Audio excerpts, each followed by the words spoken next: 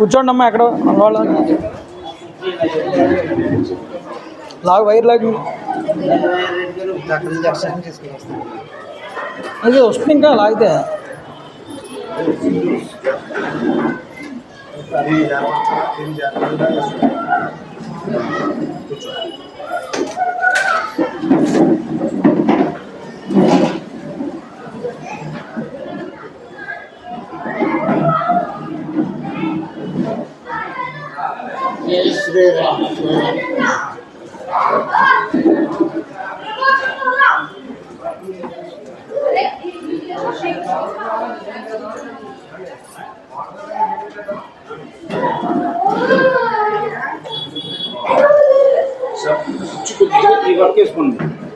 కొద్దిగా కొద్దిగా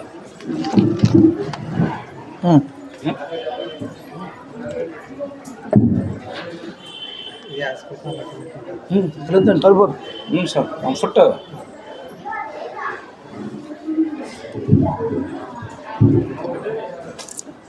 తరం విష్ణుం శశివర్ణం చతుర్భుజం ప్రసన్నవదనం ధ్యాయేత్ సర్వవిఘ్నోపశాంతయే మాలాంగుండీంచడవరం శూలం శంఖం సుదర్శనం దదానం భక్తవరదం దత్తాత్రేయం నమామ్యహం కాషాయ వస్త్రం కరదండధారిణం కమండులం పద్మకరేణ శంఖం చక్రం గదాభూషితభూషణాఢ్యం శ్రీపాదరాజం శరణం ప్రపద్యే అభ్రశ్యామ పింగజటాబద్ధకళాపప్రాంసుర్దండీ కృష్ణమృగత్వక్పరిధానః సర్వాల్లోకాన్ భావయాన కవిముఖ్య పారాశర్యః పర్వసురూపం వివృణోతు ఛాయాయాం పారిజాతస్య హేమసింహాసనోపరి ఆసీనమంబుజశ్యామం ఆయదాక్షమలంకృతం చంద్రాననం చతుర్బాహుం శ్రీవత్సాంగితవక్షసం రుక్మిణీ సత్యభామాభ్యాం సహితం కృష్ణమాశ్రయే సదాశివసమారంభాం శంకరాచార్యమధ్యమాం అస్మదాచార్యపర్యంతాం వందే గురుపరంపరాం వైదేహీ సహితం సురద్రుమదలే హైమే మహామండపే మధ్యే పుష్పకమాసనే మణిమయే వీరాసనే సుస్థితం అగ్రే వాజయతి ప్రభంజనసుతే తత్వం మునిభ్యః పరం వ్యాఖ్యాంతం వరదాదిభిః పరివృతం రామం భజే శ్యామలం రామం రామానుజం సీతం భరతం భరతానుజం సుగ్రీవం వాయుసూనూంచ ప్రణమామి పునః పునః విమలపటి కమలకుటి పుస్తక రుద్రాక్షసస్తహస్తపుటి కామాక్షి పక్ష్మలాక్షి కలిత విపంచి విభాసి వైరించి మనోజవం మారుతతుల్యవేగం జితేంద్రియం బుద్ధిమతాం వరిష్టం వాతాత్మజం వానరయూధముఖ్యం శ్రీరామదూతం శిరసా నమామి. హరి ఓం.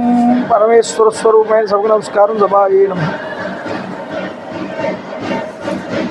శ్రీనాథ రత్నశిల్పి వడయార్ గారి యొక్క పటానికి పూలమాలాంకృతం చేయవలసిందిగా కమిటీ వారిని కోరుతున్నాను. దండ వేయండి.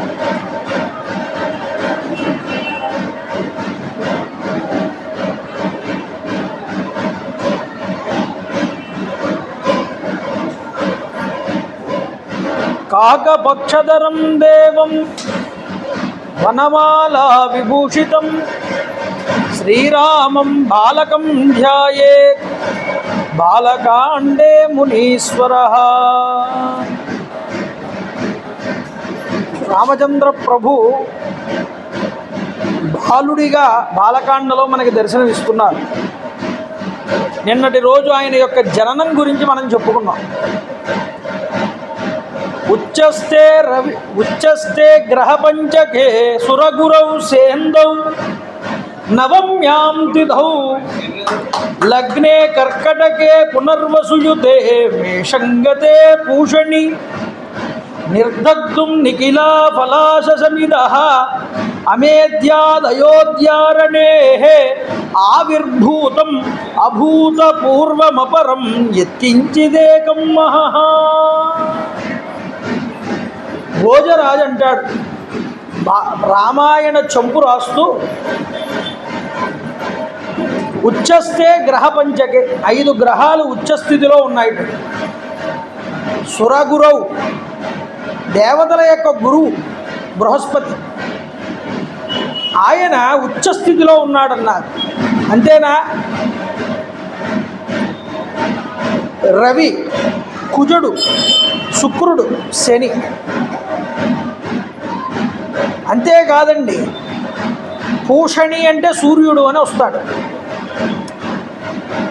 ఇక్కడ గ్రహాలన్నీ ఉచ్చస్థితిలో ఉండగా నావమికే తిథౌ పునర్వసుయుతే కర్కాటకే లగ్నే, కర్కాటక లగ్నంలో పునర్వసు నక్షత్రంలో నవమి తిథి రోజున అభిజిత్ లగ్నంలో రామచంద్ర ప్రభువు యొక్క జననం జరిగింది. అయితే రాముణ్ణి మనం ఎలా ఉపాసన చెయ్యాలి అని వస్తోందిగా శ్రీరామనవమి. శ్రీరామ నవమి రోజున రాముడి యొక్క జన్మదినోత్సవం. కానీ మనం ఏం చేస్తాం? రాముడికి వివాహం చేస్తాం, కళ్యాణం చేస్తాం. అదేమిటండి, పుట్టినరోజు వేడుకలంటే పుట్టినరోజు జరపాలి కానీ కళ్యాణం జరపడం ఏమిటండి అంటే పక్కన సీతమ్మ లేకుండా రామచంద్ర ప్రభువుని ఆరాధన చెయ్యకూడదని శాస్త్రం. పక్కన సీత లేకపోతే రాముడు పరిపూర్ణుడు కాదు. రాముడు పరిపూర్ణుడు అవ్వాలి అంటే పక్కన సీతమ్మ ఉండాలి. సీతమ్మ లేకపోతే రామావతారం పరిపూర్ణతను సిద్ధింపజేసుకోదు, అనుగ్రహం కూడా పరిపూర్ణంగా లభించదు. సీతాదేవితో కూడినటువంటి రామచంద్ర ప్రభువుని ఆరాధన చేస్తే పరిపూర్ణమైనటువంటి ఫలితం. అందుకనే హనుమ కూడా కాస్త తడబాటు పడ్డాడు సుందరకాండలు. అమ్మని తలుచుకోలేదు, అయ్యని తలుచుకున్నాడు.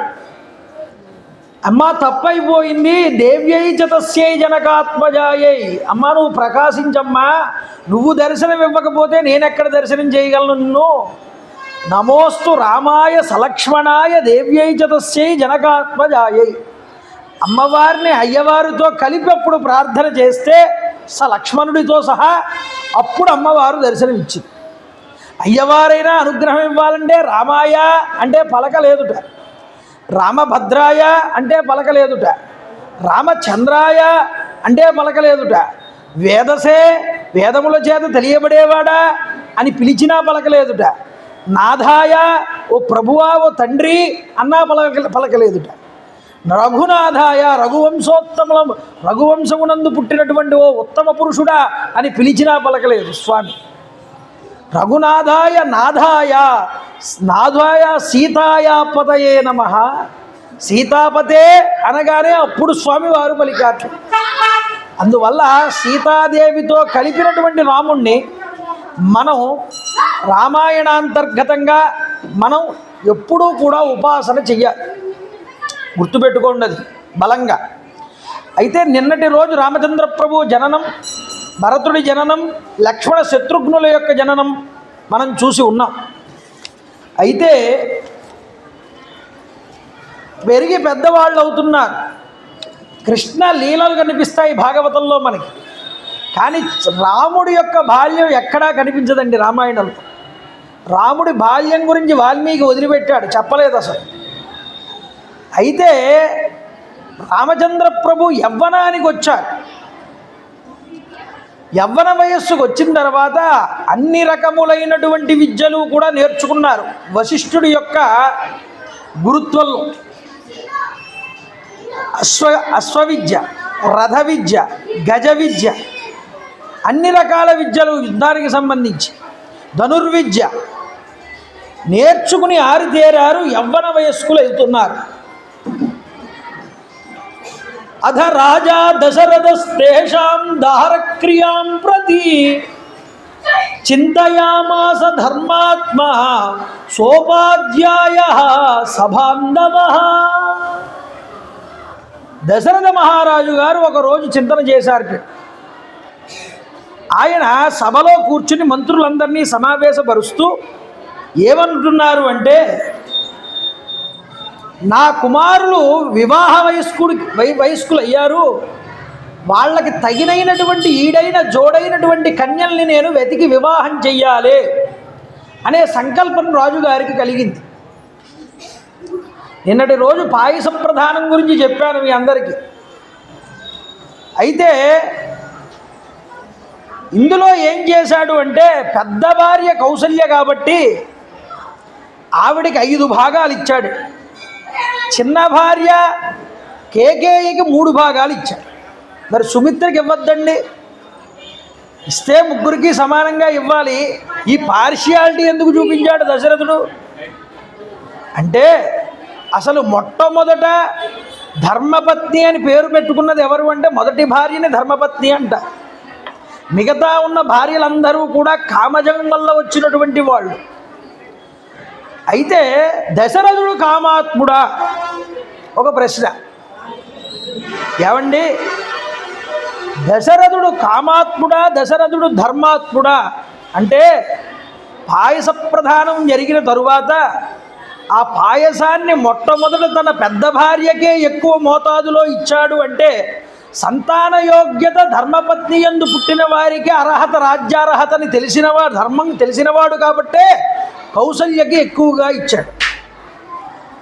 అందువల్ల మరి కైకేయికి 3 భాగాలు ఎందుకు ఇవ్వడం అండి అంటే, అసలు దశరథుడు మొట్టమొదట పూర్వజన్మలో ఎవరు అంటే మనువు అండి. స్వయంభువ మనువు తపస్సు చేశాడు శ్రీ మహావిష్ణువు కోసం. అయ్యా, నువ్వే నాకు కొడుకుగా రావాలి, నన్ను అనుగ్రహించు అని అడిగాడు. అడిగితే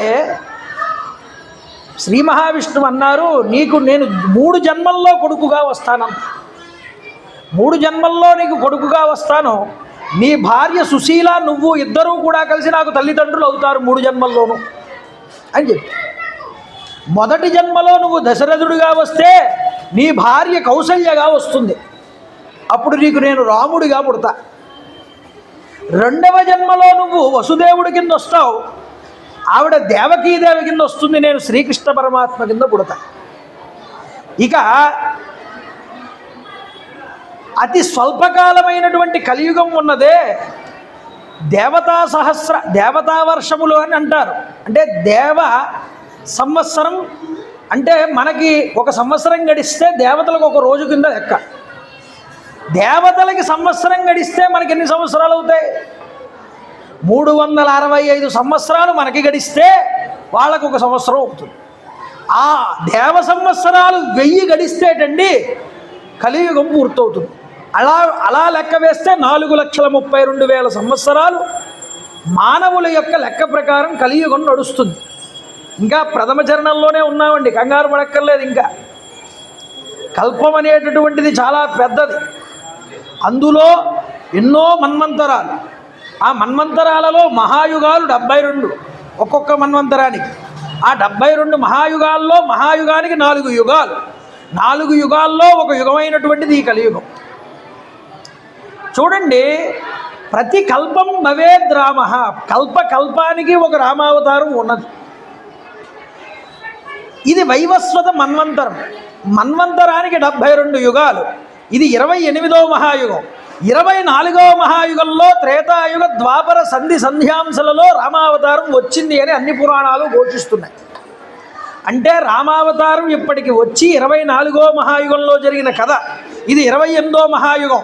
అంటే 4 మహాయుగాలు గడిచాయి. 1,84,00,000 సంవత్సరాలు దాటిపోయింది ఇప్పటి. అయినా రామకథ భూమి మీద నిలబడింది అంటే బ్రహ్మగారు చెప్పినటువంటి మాట అండి. యావత్ స్థాస్యంతి గిరయః సరితస్య మహీతలే తావత్ రామాయణ కథాలోకేషు ప్రచరిష్యతి. ఈ పర్వతాలు, నదులు, భూమి మీద ఈ సముద్రాలు ఉన్నంతకాలము రామకథ భూమి మీద ప్రచారం జరిగి తీరుతుంది. బ్రహ్మ సంకల్పం అది, మన సంకల్పం కాదు. ఏమండి, అయితే ఇక్కడ దశరథుడు త్రేతాయుగంలో దశరథుడిగా, వసుదేవుడి కింద ద్వాపరయుగంలో, ఇక ఈ కలియుగం వచ్చేటప్పటికల్లా ఆయన గొప్పగా కలిపురుషుణ్ణి నిర్మూలన చేయడానికి తాను కల్కిగా నేను అవతరిస్తానయ్యా అని చెప్పారు. అదే కలిపురుషుడిగా నేను వస్తాను, నేను వచ్చినప్పుడు నువ్వు నీ భార్య సుమతిగా నీ భార్య వస్తుంది, నువ్వు అగ్ని శర్మ కింద నువ్వు వస్తావు, మీ ఇద్దరికీ కొడుకు కింద నేను వస్తాను, ఈ విధంగా 3 జన్మలలో నేను మీకు పుత్రుడిగా వస్తాను. ఇది పక్కన పెట్టండి. అయితే మొదటి జన్మ దశరథుడి కింద పుట్టాడుగా, ఈ మొదటి జన్మలో పుత్రభావంతో ఉన్నాడు దశరథుడు. అంటే రాముడు భగవంతుడు కాడు, రాముడు నా కుమారుడు అనేటటువంటి స్థితిలో ఉన్నాడండి దశరథుడు. భగవంతుడి కింద రాముడిని అందరూ గుర్తించారు రామాయణంలో. గుర్తించని వాళ్ళు ఇద్దరే, ఒకళ్ళు దశరథుడు, 2 రావణాసురుడు. ఎందుకు గుర్తించలేకపోయారు? ఒకళ్ళు పుత్ర వాత్సల్యం వల్ల గుర్తించలేకపోయారు, ఒకళ్ళు అహంకారం వల్ల గుర్తించలేకపోయారు. అహంకారం అంటే ఈ మానవుడు నన్నేం చేస్తాడు, ఆయన నడవడికంతా కూడా మానవుడిగానే చూపించాడుగా. ఎక్కడ చూపించినా వాడికి అనుమానం రాకుండానే ప్రవర్తించాడు. ఆయనకు అనుమానం రాకుండానే ఆయన తపస్సు చేశాడు, గురువుల్ని శుశ్రూష చేశాడు, తాను స్వయంగా శక్తి సంపాదించుకున్నాడు రామచంద్ర ప్రభు. ఆ సంపాదించుకున్న శక్తితోనే రావణాసురుడిని సంహారం చేశాడు. అందువల్ల ఎక్కడా రామచంద్ర ప్రభు కూడా నేను దేవుడిని చెప్పుకోలేదు. దశరథుడు నా కొడుకే అనుకున్నాడు, రావణాసురుడేమో మానవుడు అనుకున్నాడు. కానీ తన తమ్ముళ్ళైనటువంటి మిగతా భరత శత్రుఘ్నులకి లక్ష్మణుడికి రాముడు మహాపురుషుడు అన్న విషయం తెలుసు, సీతమ్మ తల్లికి తెలుసు, దేవతలకి తెలుసు, ఋషులకి తెలుసు. ఏమండి, అందరూ కూడా రాముడు పరమాత్మే అని అనుకున్నారు. కానీ ప్రవర్తన యందు మాత్రం రాముడుగానే మానవుడిగానే ఉన్నాడు. కానీ ఈ యొక్క భావం పుత్రవాత్సల్యం అనేది అజ్ఞానానికి కారణమయ్యింది. భగవంతుడిని గుర్తించలేకపోవడం వల్ల ఏమైంది? మళ్ళీ తర్వాత జన్మ అనేటటువంటిది ఉన్నది. మరి తర్వాత జన్మ ఉన్నది కాబట్టి ఆ అజ్ఞానంలో ఉంచాడు రామచంద్ర ప్రభు తండ్రిని. మరి జన్మ ఎత్తాలి, మరి ఆయన భగవంతుడిని గుర్తిస్తే ఇంక జన్మ ఉండదు. అలా జన్మ లేకపోతే మళ్ళీ వసుదేవుడి కింద రాడు ఆయన. అర్థమవుతోందండి. అందువల్ల కాస్త ద్వాపరయుగంలోకి వచ్చేటప్పటికి వసుదేవుడి కింద పుట్టేటప్పటికి కాస్త జ్ఞానము కాస్త అజ్ఞానము 2 కలిశాయి. ఇక కలియుగంలోకి వచ్చేటప్పటికి పూర్తిగా జ్ఞానమేనండి. ఇక తర్వాత జన్మ లేదు కాబట్టి ఈ విధంగా అనుగ్రహించాడు శ్రీ మహావిష్ణువు దశరథుడిని, ఆ మనువుని. అలాంటి దశరథుడికి వివాహం జరిగిన తర్వాత కౌసల్యతో చాలా సంవత్సరాల వరకు మళ్ళీ వివాహం చేసుకోలేదు. సంతానం కలగలేదు. ఆయన కలగకపోవడం వల్ల సంతానం పొందడం కోసమని కౌసల్య అనుజ్ఞ తీసుకుని సుమిత్రాదేవిని మగధ దేశపు యొక్క రాజు కూతురైనటువంటి సుమిత్రని వివాహం చేసుకున్నాడు. సుమిత్ర వివాహం చేసుకున్నాక చాలా కాలం ఎదురు చూశాడు, కానీ అప్పటికి కూడా మళ్ళీ సంతానం కలగలేదు. కేకేయ మహారాజు కూతురైనటువంటి కైకేయిని వివాహం చేసుకోవాల్సి వచ్చింది. కానీ ఆవిడ కాస్త యవ్వనివత, వీళ్ళందరికన్నా కాస్త చిన్నది కదా, అందులోనూ కాస్త అందగత్తె. చిన్న భార్య మీద కాస్త ప్రేమ ఎక్కువ అయ్యింది. ఏమండి, అలా ఒకళ్ళ మీద ప్రేమ ఒకళ్ళ మీద ప్రేమ ఉండకపోవడం ఉంటుందా అంటే, ఆయన ముగ్గురు సమానమే. అయినా చివరి భార్య చిన్నది కాబట్టి, ఆవిడ అందగత్తె కాబట్టి కాస్త ఆవిడ మీద కామభావం ఎక్కువగానే ఉంచుకున్నాడు. కానీ అది ధర్మంలోకి ఇమిడిందా లేదా అన్నది ప్రశ్న. అందుకనే భగవంతుడు శ్రీకృష్ణుడు అంటాడు భగవద్గీతలో, ధర్మమైనటువంటి కామము కూడా ఏదైతే ఉందో అది దోషము కాదు, అది ధర్మమే. అంటే ధర్మంగా నువ్వు భార్యను వివాహం చేసుకుని ఆవిడ మీద కామాన్ని ప్రేమని పెంచుకోవడం తప్పేమీ కాదయ్యా. అలా పెంచుకున్నాడు, ఇష్టం పెట్టుకున్నాడు, కానీ తను ధర్మాన్ని ఎప్పుడూ మీరలేదు. కాబట్టే కౌసల్యకి ఎక్కువ భాగం ఇచ్చాడు. అర్థమవుతుందా? అందువల్ల ఆయనకి వివాహం అయ్యి పిల్లలు పుట్టారు, పెద్దవాళ్ళు అవుతున్నారు, వాళ్ళకి వివాహ యోగ్యత కలిగింది. ఇక మంచి వివాహం చేయాలి పిల్లల్ని చూసి అని అనుకుంటూ ఉండగా సభలో విశ్వామిత్ర మహర్షి వారు వస్తున్నారు సభ దగ్గరికి. భటులు చూసి కంగారు పడిపోయి పరిగెత్తుకుంటూ వచ్చి దశరథుడికి చెప్పారు. దశరథుడంతటి వారు కూడా గమ్ముని లేచి వేగంగా వశిష్ఠ వామదేవ జాబాలి ప్రభుతులందరినీ కూడా ముందర పెట్టుకుని వేగంగా ఆయన్ని ఎదురేగి లోపలికి ఆహ్వానించడానికి వెళ్ళాడు. ఎలా ఉన్నట్ట ఈ యొక్క విశ్వామిత్రులు తం దృష్ట్వా జ్వలితం దీప్తం తాపసం సంసితవ్రతం, తపస్సు చేత తేజోమూర్తిగా వెలిగిపోతున్నట్టు విశ్వామిత్రుడు. ఎరుపెక్కిన కళ్ళతో త్రిపుండ్రములతో జటలతో భాసిల్లుతున్నాడు తేజోమూర్తిలాగా. ఆనందచికితుడయ్యాడు, కంగారు పడ్డాడు దశరథుడు. మహానుభావుడు కోపం ఎక్కువ ఈయన కోపానికి మనం గురి అవ్వకూడదు. పైకి ఆనందంగా కనిపిస్తున్నా లోపల ఎక్కడో భయం ఉన్నది కాస్త. ఒక కవి అంటాడు, ధరణీసుంగద గాదిపుత్రుడు. ధరణీసుడు అంటే దశరథుడు, భూమిని పాలించేవాడు అని. ఆయన్ని చూడడానికి గాదిపుత్రుడు వచ్చాడన్నారు. గాదిపుత్రుడు అంటే గాది అంటే విశ్వామిత్రుడి యొక్క తండ్రి పేరు గాది. ధరణీసుంగన గాదిపుత్రుడు సముద్యత్ పుణ్యగాత్రుండు భాసుర చారిత్రుడు సర్వ సంయమి జన స్తోత్రైక పాత్రుండు సుస్థిర సంపూర్ణ తప పవిత్రుడు ఊరు సందీప్త ప్రభామిత్రుడు అద్వర సంపూజిత వేదిహోత్రుడకు విశ్వామిత్రుడే తెంచినన్. అంతటి గొప్పవాడండి.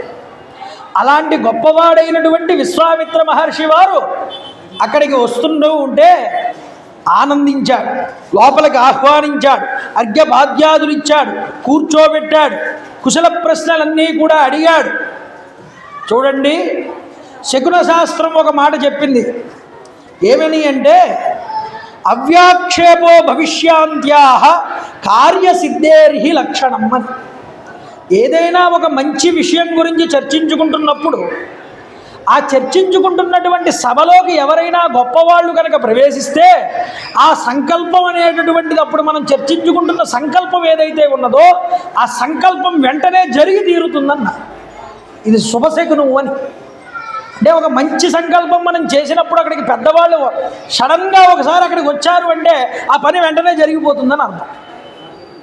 ఇప్పుడు రాముడికి వివాహం జరగాలని సంకల్పం చేసిన దశరథుడికి అక్కడికి విశ్వామిత్రుడి రాక చాలా శుభసూచకం. శకున శాస్త్రం ఇది చెప్పింది. విశ్వామిత్రుడు వచ్చాడు. అడిగాడు విశ్వామిత్రుడు దశరథుడిని ఏమని? పురే కోశే జనపదే బాంధవేషు సుహృత్సుజ కుశలం కౌశుకో రాజ్ఞ పర్యపృచ్ఛత్ సుధార్మిక. నీ పురం, నీ పట్టణం, నీ కోశం, ధనాగారం, నీ సైన్యం, నీ ప్రజలు అందరూ బాగున్నారా నాయనా? దశరథ, ధర్మయుక్తంగా రాజ్యాన్ని పరిపాలిస్తున్నావా? నీ పెద్దల యొక్క పేరు ప్రతిష్టలు నిలబెడుతున్నావా? ఇవన్నీ అడిగాడు. చూడండి, దశరథుణ్ణి పలకరించిన తరువాత ఇటువైపు తిరిగి వశిష్ఠుణ్ణి పలకరించాడు. వశిష్ఠుడికి ఈయనకి పడదు మొదటి నుంచి కూడా. కానీ ఈయన బ్రహ్మర్షి అయిన తర్వాత ఈ కోపం అంతా పోయింది. ఎప్పుడు పైకి మాత్రం ఆ గాంభీర్యతని మాత్రం ఉంచాడు. వశిష్ఠుడిని పలకరించాడు, మిగతా ఋషులందరినీ కూడా పలకరించాడు. కూర్చున్నా నమస్కారం చేసి దశరథ మహారాజు గారు, అయ్యా, యథా అమృతస్య సంప్రాప్తి యథా వర్ష మసూదకే, అమృతం దొరికిన వాడు ఎంత ఆనందపడతాడో, బీడెత్తిపోయినటువంటి నేల మీద వర్షం కనుక పడి వాడికి రైతుకి వర్షం కనుక పడితే ఆ పంట పొలంలో వాడెంత ఆనందపడతాడో, దాహార్తితో ఉన్నవాడికి మంచినీరు దొరికితే వాడెంత ఆనందపడతాడో, గంగాజలం దొరికితే. అంతేకాదయ్యా మహానుభావ, వివాహం కానివాడికి వివాహం జరిగితే మంచి సుందరమైనటువంటి స్త్రీ వల్ల, పుత్రులు లేని వారికి పుత్రులు కలిగితే వాళ్ళకి ఎంత ఆనందం కలుగుతుందో నీ రాక వల్ల నాకంత ఆనందం కలిగింది. అక్కడతో ఊరుకోవచ్చు కదండి. దశరథుడు ఇంకా మాటలు పెంచాడు, కంగారు పడుతున్నాడు. ఈయన ఏదైనా అంటాడా, నన్ను ఏం అనకూడదు, మా రాజ్యానికి ఇబ్బంది కలగకూడదు, ఈయన కోపానికి నేను గురవ్వకూడదు. అద్యమే సఫలం జన్మ జీవితంచ సుజీవితం, నా జీవితం సఫలమైంది మీ రాక వల్ల. పూర్వం రాజర్షి శబ్దేన తపస జ్యోతి తత్ప్రభ, పూర్వం రాజర్షిగా ఉండి తర్వాత బ్రహ్మర్షి పదవిని అలంకరించినటువంటి వారు. అలా అందరూ చెయ్యలేరు. మీరు విశ్వామిత్రుడి కథ వచ్చినప్పుడు ఇంద్రుడు గారి అసలు రాజర్షిలా బ్రహ్మర్షి ఎలా అయ్యాడయ్యా? రాజు కింద పుట్టి బ్రాహ్మణత్వాన్ని పొందాట విశ్వామిత్రుడు. ఇది ఎంత గొప్ప విషయం అండి, సాధారణ విషయం కాదు. విశ్వామిత్రుడు అలా పొందాడు కాబట్టి నువ్వు సామాన్యమైన వాడివి కాదయ్యా, నువ్వు పాత్రుడివి అన్న. పాత్రుడు అంటే అర్థం ఏమిటండి? అంటే ఎవరికైనా ఒక దానం చేశామనుకోండి, ఆ దానం పుచ్చుకున్నవాడు దానికి అర్హుడా కాదా ఇది చూడాలి. అర్హతని బట్టి దానం చేయవయ్యా అని చెప్పింది శాస్త్రం. మహానుభావ, మీకు అందరికీ అర్థమవుతుందన్నమాట. మహానుభావ, నువ్వు దానం పుచ్చుకోవడానికి అన్ని విధాలా అర్హుడివి. ఎందుకని? నీకు ధన సంపాదన మీద కానీ డబ్బు మీద కానీ ఆశ లేదు. లోక ఉపకారం కోసం నువ్వు బ్రతుకుతున్నావు. చూసారా, ఆ పేరులోనే ఉంది కదండి, విశ్వామిత్ర. విశ్వానికి అంతటికీ కూడా ఆయన మిత్రుడు. అంటే విశ్వ కళ్యాణం కోసం ఆలోచించేటటువంటి వాడు అని అర్థం. తన కోసం ఏమీ చేసుకోడు ఆయన. ఆయన ఏ పని చేసినా అది లోక కళ్యాణం కోసం చేసింది. అందువల్ల నువ్వు యోగ్యుడివి. నీకు నేను ఏది ఇచ్చినా అది నాకు ఫలితాన్ని ఇస్తుంది, అది పాత్రతనిస్తుంది. నువ్వు పాత్రుడివయ్యా. నువ్వు అనుగ్రహిస్తే నువ్వు ఏది కోరినా నేను దాన్ని చేయడానికి సిద్ధంగా ఉన్నాను. ఏది ఆశించి వచ్చావు, ఏం కావాలి, ఏ కార్య నిమిత్తం నువ్వు ఇక్కడికి వచ్చావో చెప్పు, నేను సిద్ధంగా ఉన్నాను. పోనీ అక్కడతో వదిలేడా? ఇంకా అంటున్నాడు చూడండి, మమ ఛాయామను ప్రోక్తో మహాన్ అభ్యుదయో ద్విజ తమాగమ నజకృష్ణో ధర్మశ్చ అనుత్తమో మమ. అయ్యా మహానుభావ, గృహస్థుడినైనటువంటి నాకు మీరు దైవ సమానులు, దైవంతో సమానులు. ఎందుకని? మామూలుగా ఇంటికి భోజనం చేసేటప్పుడు, ఇంట్లో ఉన్నప్పుడు ఎవరైనా ఇంటికి వస్తే అతిథి కింద ఆయన్ని మనం దైవం కింద చూస్తాం, అవునా కదండి? అతిథి కిల పూజార్హ. అతిథి అనేటటువంటి వాడు పూజకి అర్హుడు. అలాంటిది నువ్వు అతిథిగా వచ్చావు. నువ్వేమైనా సామాన్యుడివి అంటే సామాన్యుడివి కాదు, నువ్వు బ్రహ్మర్షివి. అలాంటిది గృహస్థులమైనటువంటి మాకు నువ్వు దైవ సమానుడివి. అయ్యా మహానుభావ, నాకు దైవం మీరే. మీ కార్యాన్ని నేను నెరవేర్చడానికి సిద్ధంగా ఉన్నాను. అయ్యా మీరు నాకు నా ధర్మాలన్నీ ఫలించాయి, నాకు అనుజ్ఞ ఇవ్వండి అన్నాడు. ఇంత మధురంగా మాట్లాడుతుంటే దశరథుడు, విశ్వామిత్రుడు ఆనందపడ్డాట. ఎందుకంటే నేను ఏదో కష్టపడాలనుకున్నాను, నేను వచ్చిన కోరిక అడిగితే ఎక్కడ కాదంటాడేమో అని అనుకున్నాను. కానీ దశరథుడు చాలా ఉదార స్వభావం కలిగిన వాడు, ఏదడిగినా ఇచ్చేస్తానన్నాడు కదా, ఇంక అడగడం ఆలస్యం అనుకున్నాడు. అడగడం ప్రారంభిస్తున్నాడు. అయ్యా మహానుభావ, ఇక్ష్వాకు వంశంలో పుట్టినటువంటి వాడు ఎలా మాట్లాడతాడో నువ్వు అలాగే మాట్లాడావు. ఎంతైనా నీ వశిష్ఠుడు ఉన్నాడుగా, పురోహితుడు, ఆయన ట్రైనింగ్లో ఉన్నావు కాబట్టి ఈ విధంగా పలకడం ఇదేం పెద్ద విషయం ఏం కాదన్న. అంటే నేను అడిగిన దానికి ఎలాగో దశరథుడు కాదంటాడన్న విషయం ముందుగా తెలుసు విశ్వామిత్రుడు. అందువల్ల ఒకవేళ కాదంటే వశిష్ఠుడైనా చెప్పి ఒప్పించి పంపించాలి కాబట్టి వశిష్ఠుడు మాట ఎత్తాడు. మామూలు విషయం కాదు ఇది. నువ్వు వశిష్ఠుడు ట్రైనింగ్లో ఉన్నావు కాబట్టి ఆయన వల్ల నీకు ఇలా మాట్లాడడం పెద్ద విషయం ఏం కాదయ్యా. నేను ఒక సిద్ధిని పొందడం కోసం ఒక యాగాన్ని చేస్తున్నా. ఏమంటే బ్రహ్మర్షి అయిన తర్వాత ఆయనకి సిద్ధి మళ్ళీ సంపాదించుకోవడం, లక్ష్యాన్ని పొందడం ఇవేమైనా అవసరమా? ఆయన ఏది చేసినా ఏం చెప్పాను మీకు, లోక కళ్యాణం కోసమే చేస్తాడు. అంతకు మించి ఆయనకు అవసరం ఏమీ లేదు. ఇది లోక కళ్యాణం దేనికి? లోకాన్ని ఇబ్బంది పెడుతున్న రావణాసుడికి సంహారం జరగాలి అంటే రామచంద్ర ప్రభు పక్కనకి వచ్చి శక్తి ఏడవ్వాలి, శక్తి చేరాలి. ఈ శక్తిని రాముడితో కలపడానికి వచ్చాడు ఈయన. అది చెప్పట్లేదు, నేనేదో ఒక సిద్ధిని పొందడానికి ఒక యాగం చేస్తున్నానయ్యా అంటున్నాడు. చూడండి చెప్తున్నాడు, వ్రతాన్ని తీసుకున్నా. తస్య విఘ్నకరోద్భవతు రాక్షసౌ కామరూపిణం. ఇద్దరు రాక్షసులు వచ్చి నేను చేస్తున్న యాగాన్ని ప్రతిసారి కూడా ఇబ్బంది పెడుతున్నారు, విఘ్నం కలిగిస్తున్నారు. ఎలాగా? మారీచశ్చ సుబాహుశ్చ వీర్యవంతౌ సుశిక్షితౌ. మారీచ సుబాహులనేటటువంటి ఇద్దరు రాక్షసులు సమాం సరుధిరౌగేణ వేదితామభ్యవర్షతాం. వేదికల మీదకి వచ్చి తీసుకువచ్చి అగ్నిగుండం దగ్గర ఎముకలు, మాంసము, రక్తము వర్షిస్తున్నారు. దానివల్ల అపవిత్రం అవుతోంది ప్రదేశం అంతా. శపిద్దాము అంటే కోపం రావట్లేదమ్మా. అంటే కోపాన్ని జయించాడండి. కామక్రోధ లోభ మోహ మదమాశ్చర్యాల్ని జయించాడు బ్రహ్మర్షి పదవిని పొందడానికి విశ్వామిత్రుడు.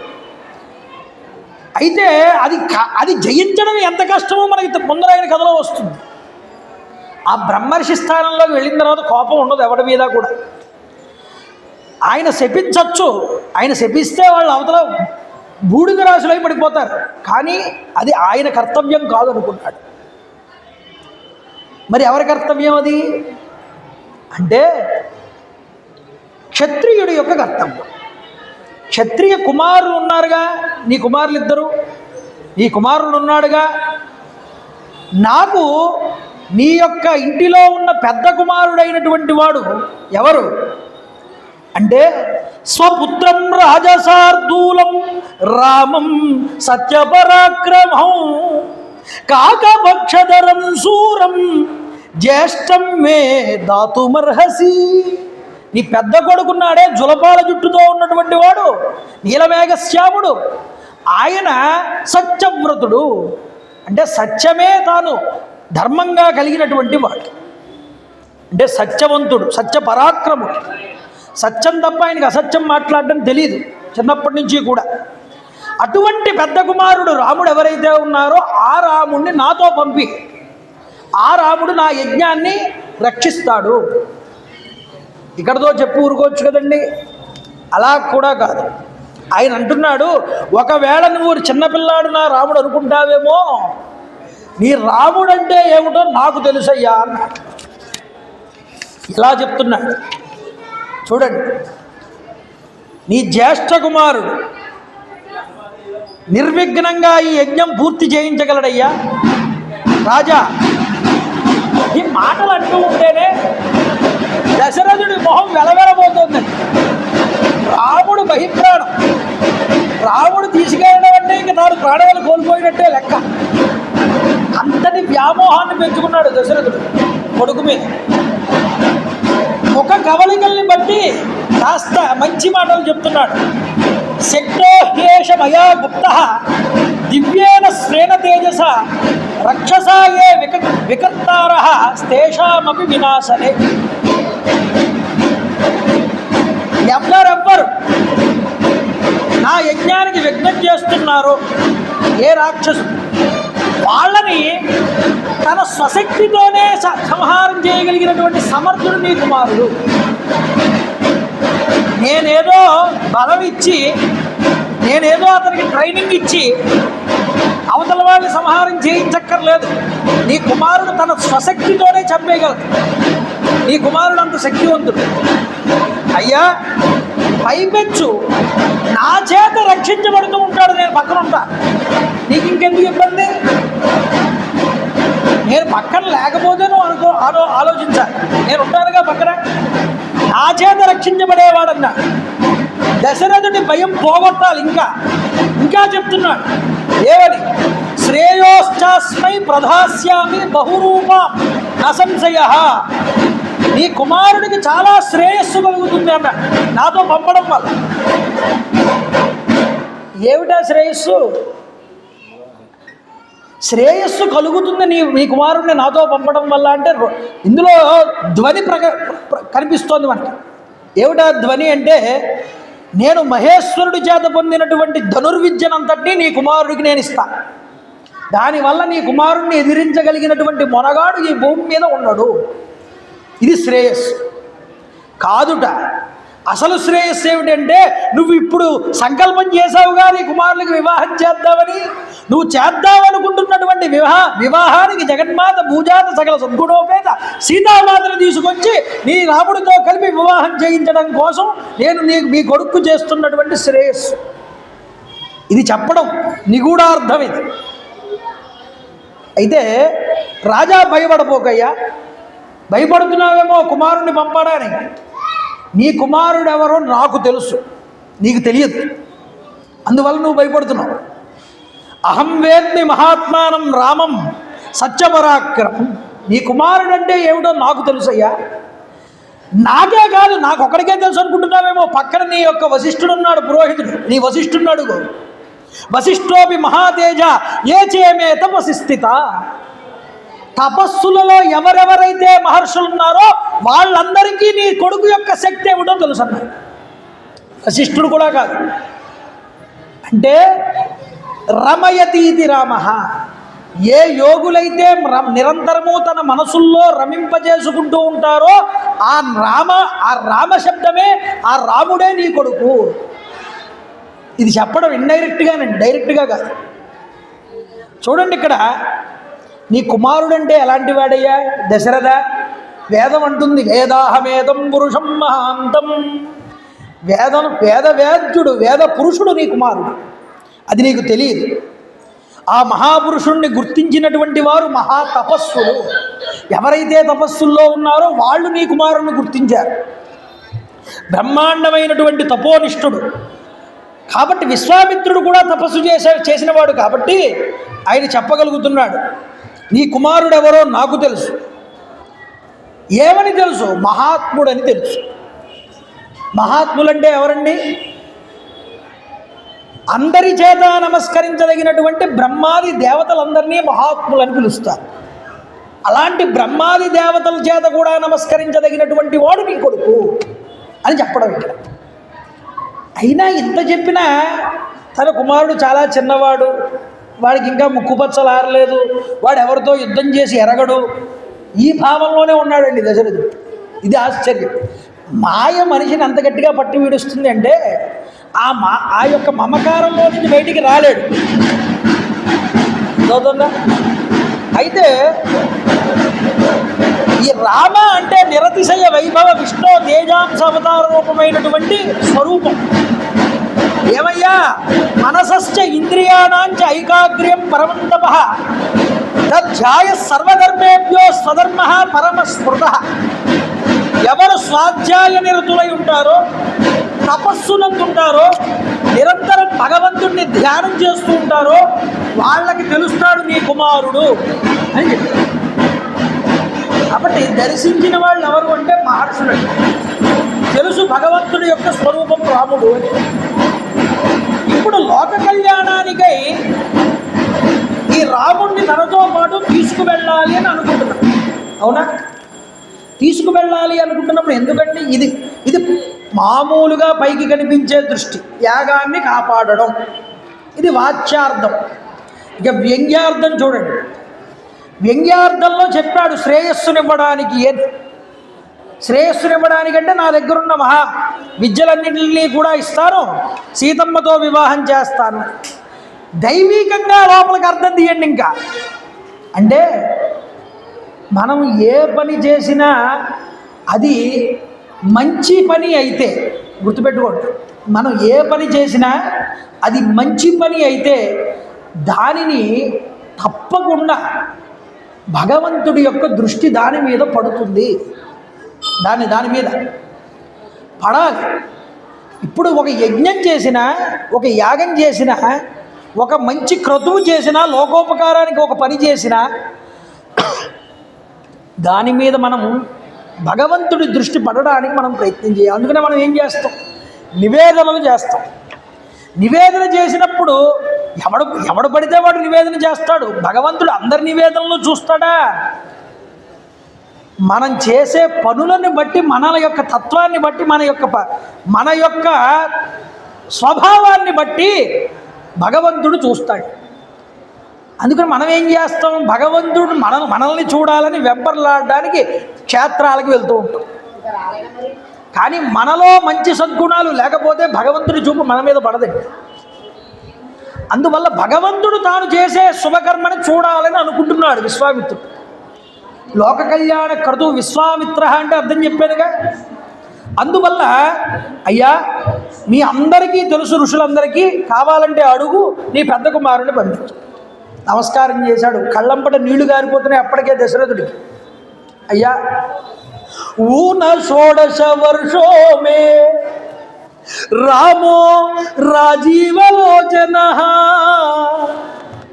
న యుద్ధ యోగ్యత అస్య పశ్యామి సహ రాక్షసై. 16 ఏళ్ళు కూడా ఇంకా నిండలేదు నా కుమారుడికి, రాముడికి. ఉదయం లేవలేడు, గమ్ముని పెందరాళే లమ్మంటే. సూర్యాస్తమయం అవగానే కళ్ళు రెప్పబడిపోతూ ఉంటుంది. పట్టు పాన్పుల మీద హాయిగా తల్పముల మీద నిద్రిస్తూ సుఖాన్ని అనుభవిస్తున్నటువంటి యవ్వన ప్రాయం. ఈ రాక్షసులు, ఈ యుద్ధాలు ఇంకా తెలియని వాడయ్యా. అయ్యా మహానుభావ, అందున యుద్ధం అంటే ఏదో మానవులతో అయితే అనుకోవచ్చు, కానీ రాక్షసులతోట. స్వామి, మీకు కావలసింది యజ్ఞం పూర్తవడమే అయితే కనుక, కావాలంటే మీ యజ్ఞాన్ని పూర్తి చేయించడానికి నేను అక్షౌహిణీ సైన్యంతో నేను వస్తానన్నా. చూడండి, ఆయనకి కావాల్సింది ఎవరు? రాముడు. ఈయన వస్తే ఏమిటి ప్రయోజనం? అహం అక్షౌహిణీ సేన, నాకు అక్షౌహిణీ సైన్యం ఉంది, మీరు అనండి, నేను అక్షౌహిణీ సేనతో వచ్చేస్తాను మీతో యుద్ధం చేసి ఆ మారీచ సుబాహుల్ని నిర్జిస్తానన్నాడు. అయితే స్వామి, అసలు ఈ మారీచ సుబాహులు అనేవాళ్ళు ఎవరు? వాళ్ళ గురించి చెప్పండి అన్నాడు. కాస్త భయపెట్టాలి, లేకపోతే లొంగడు. వాళ్ళ కొడుకుని పంపమంటే నేను వస్తానంటాడు, మధ్యలో పానకల్లో పుడకలాగా. కాబట్టి ఏంటి అంటే కాస్త భయపెట్టాలనుకున్నాడు విశ్వామిత్రుడు. అయ్యా చెప్తాను విను. పౌలస్య వంశప్రభవ రావణో నామ రాక్షస సాక్షాత్ వైశ్రవణ భ్రాత పుత్రో విశ్రావసో మునే. వైశ్రవణ పౌత్రుడు, విశ్వావస మహర్షి పుత్రుడు, అలాగే కుబేరుడు యొక్క సోదరుడు అయినటువంటి రావణాసురుడు. నీకు తెలిసే ఉంటాడు. ఆ రావణాసురుడు యొక్క అనుచరులు వీళ్ళిద్దరు, మారీచ సుబాహులు. వాళ్ళు వచ్చి మా యొక్క యజ్ఞాన్ని పాడు చేస్తున్నారు. ఇప్పుడు చెప్పు, నువ్వు వస్తావా, నీ కొడుకు వస్తాడా? అయ్యా, నేను రాలేను, నా కొడుకు కూడా రాలేడని నమస్కారం చేసి, నేను ఇంకా ఏదో ఒక సాధారణమైన రాక్షసులేమో అనుకున్నాను, కానీ రావణ బ్రహ్మ లాంటి వాడితో యుద్ధం చేయడం మా వల్ల కాదు, మమ్మల్ని క్షమించండి స్వామి. వేడుకుంటున్నాడు, మూలుగుతున్నాడు, ఏడుస్తున్నాడు, పశ్చాత్తాపడుతున్నాడు. అనవసరంగా మాటిచ్చాను రా బాబు అని. రాముండు అగ్రతనూజుడు, రాముండు కులవర్ధనుండు, రాముడు ప్రియుడే, రాముని బుద్ధే జాలను, రాముని నేబాసి క్షణము బ్రతకగనోమను. ఆ రాముణ్ణి విడిచిపెట్టి నేను ఒక్క నిమిషం అయినా ఉండలేనయ్యా. నా ఇంటికి పెద్ద కుమారుడు, అందులోను రేపొద్దున రాజ్యాధికారాన్ని స్వీకరించవలసినటువంటి వాడు ఆయన. మా కులాన్ని, వంశాన్ని పెంపొందించేటటువంటి కుమారుడు. ఆయన్ని అడుగుతారా మీరు? ఏం చెయ్యమంటారు? బాధపడ్డాడు. నహి శక్తోస్మి సంగ్రామే స్థాతుం తస్య దురాత్మనః. ఆ దుర్మార్గుడైనటువంటి రావణాసురుడి ముందు నేను నిలవలేను. నేనే నిలవలేనంటే నా కుమారుడు, పెద్ద కుమారుడు, అతడెక్కడ నిలబడతాడయ్యా? ఆలోచించు. సత్వం ప్రసాదం ధర్మజ్ఞ కురుష్వ మమ పుత్రకే మమ చైవ అల్పభాగ్యస్య దైవతం హి భవాన్ గురు. మీరే మాకు గురువులు, మీరే మాకు దైవములు, నన్ను నా కుమారుణ్ణి మీరే రక్షించాలి మహాప్రభో. మీరు తప్ప మమ్మల్ని ఇప్పుడు రక్షించే వాళ్ళు ఏమీ లేరు. ఏదో అజ్ఞానం వల్ల ఏం కావాలని అడిగితే మీరు నన్ను ఈ యొక్క క్లిష్టమైన పరిస్థితుల్లో పెట్టేశారు, మీరే నన్ను రక్షించాలని వేడుకుంటున్నారు. పుత్ర వ్యామోహ రతుడై ఉన్నాడండి దశరథుడు. దశరథుడిని కొంచెం భయపడితే కానీ దారిలోకి రాడని కాస్త కోపాన్ని ప్రదర్శించాటండి. ఈ మాట అన్నటువంటి దశరథుడు ఎదురుకుండా విశ్వామిత్రుడు, ప్రాకట ధర్మమూర్తివి, ఏమయ్యా నిన్ను ధర్మాత్ముడు అనుకున్నాను నేను ఇన్నాళ్ళును. ప్రాకట ధర్మమూర్తివి, అతి బంధుర సత్య యశోదనుండవు, ఇక్ష్వాకు కుల ప్రసూతుడవు, సమ్మతి నిచ్చదనంచు బల్కి నీచాకృతి నీకు బొంకుటది అర్హమే, బొంకిన సర్వధర్మముల్వే కడతేరిపోవే, యుర విశ్రుత కీర్తియు మాసిపోవలే. దశరథ మహారాజా గుర్తుపెట్టుకో, నీ యొక్క వంశం ఇక్ష్వాకు వంశం. నీ యొక్క ఇక్ష్వాకు వంశంలో ఇప్పటి వరకు ఆడినట్టు తప్పినటువంటి మహారాజు ఒక్కడు కూడా లేదు. నువ్వే మొదటి వాడివి. చాలా సంతోషం, నీకు శుభం కలుగుగాక. నీ ధర్మం అంతా పాడైపోయింది, చూసుకోమన్నా. చూడండి, ధర్మ ప్రభువై అనుకున్నాను కానీ ఇలా ఆడి తప్పడం ఎరిగిన వాడివని నేను ఇప్పుడే తెలుసుకున్నానన్నాడు. తస్య రోషపరీతస్య విశ్వామిత్రస్య ధీమతః చచాల వసుధా కృష్ణ దేవానాంచ భయం మహతు. కళ్ళు ఎర్రబడ్డాయిటండి విశ్వామిత్రుడికి. భూమి కదిలిందన్నారు. దేవతలు గజగజ వణికారట ఆయన కోపాన్ని చూసి. ఒక్కసారి అటువైపు తిరిగాడు ఇలా దశరథుడు. ఈయన మొహం చూడలేకపోతున్నాడు. వశిష్ఠుడు ఏదైనా సలహా చెప్తాడేమోనని ఒకసారి వశిష్ఠుడు కేస్తూ వశిష్ఠుల వారు పక్కకి తీసుకువెళ్ళారట దశరథుడు. ఇలా రావయ్యా, నువ్వు ఎందుకంత కంగారు పడిపోతున్నావు? వచ్చినవాడు సామాన్యమైన వాడు కాడు. ఆయన విశ్వామిత్రుడు సామాన్యమైన వాడు అనుకుంటున్నావా? క్రతుపు సంతతి తోడబోరి సురలోకం మొండు కల్పించి దివ్య తపశక్తి త్రిశంకు నందు నీచే ఏ భవ్యుండు ప్రాక్ సృష్టికి ప్రతి సృష్టిని గటించే అట్టి తపోరాశి తలంప బ్రహ్మపదవే రాజర్షి సాధించన్. అట్టి తపోరాశి తలంప వాటిల్లన్ వాటికి అవే శుభారంభము. సత్యహరిశ్చంద్రలో 2వ కోర్టులో చెప్పే పద్యం ఇది. ఎవరండి సృష్టికి ప్రతి సృష్టి చేయగలిగినటువంటి మొనగాడు?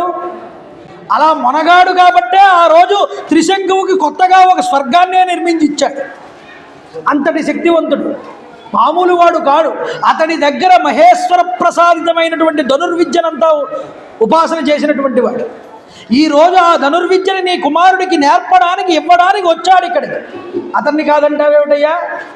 అతడి దగ్గర నీ కుమారుడు ఉన్నంత వరకు కూడా స్వర్గంలో అగ్నిహోత్రం మధ్యలో కాపాడబడుతూ ఉన్నటువంటి అమృతం ఎలా రక్షించబడుతుందో అలా నీ కుమారుడు రక్షించబడతాడన్నాడు.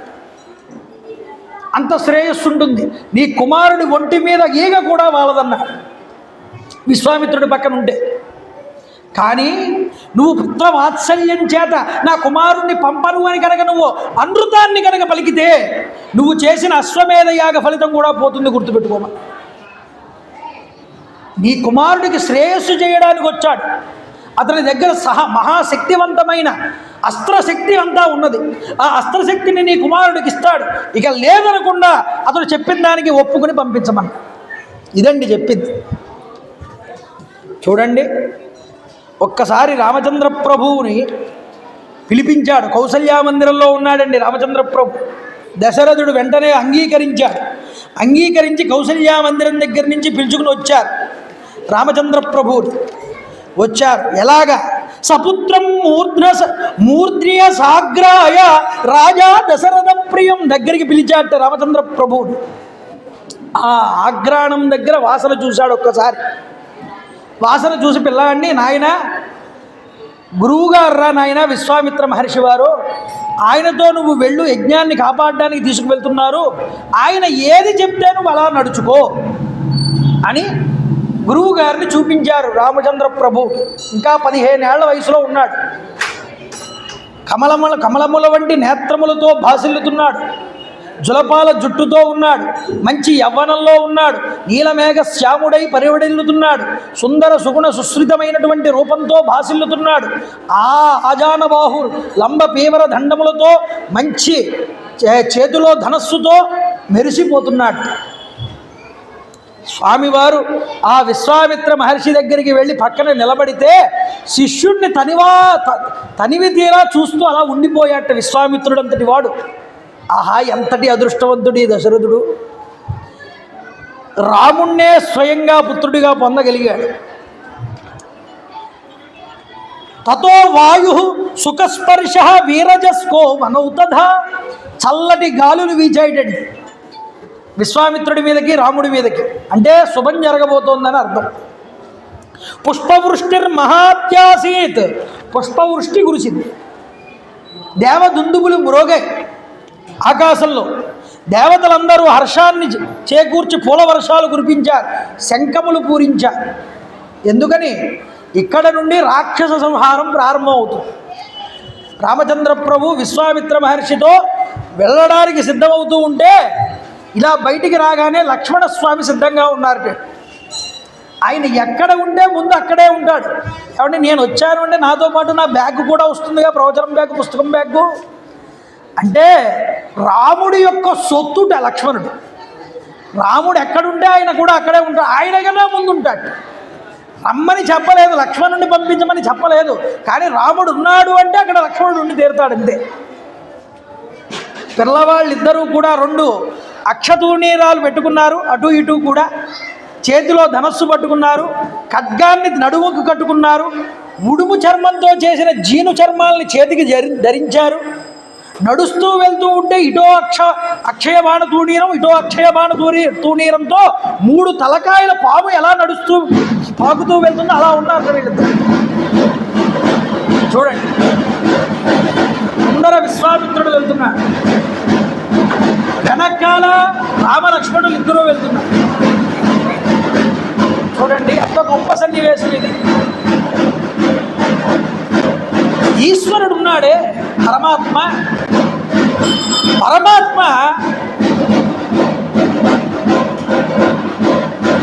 భక్తుడిని ఎప్పుడూ కూడా అనుసరిస్తాడు.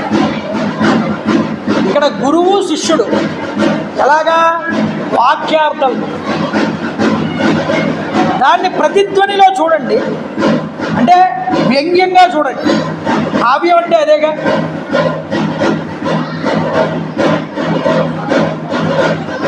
మంచి కార్యక్రమాలు అనేటటువంటివి చేసినప్పుడు భగవంతుడు మన వెనకాల నిలబడతాడు.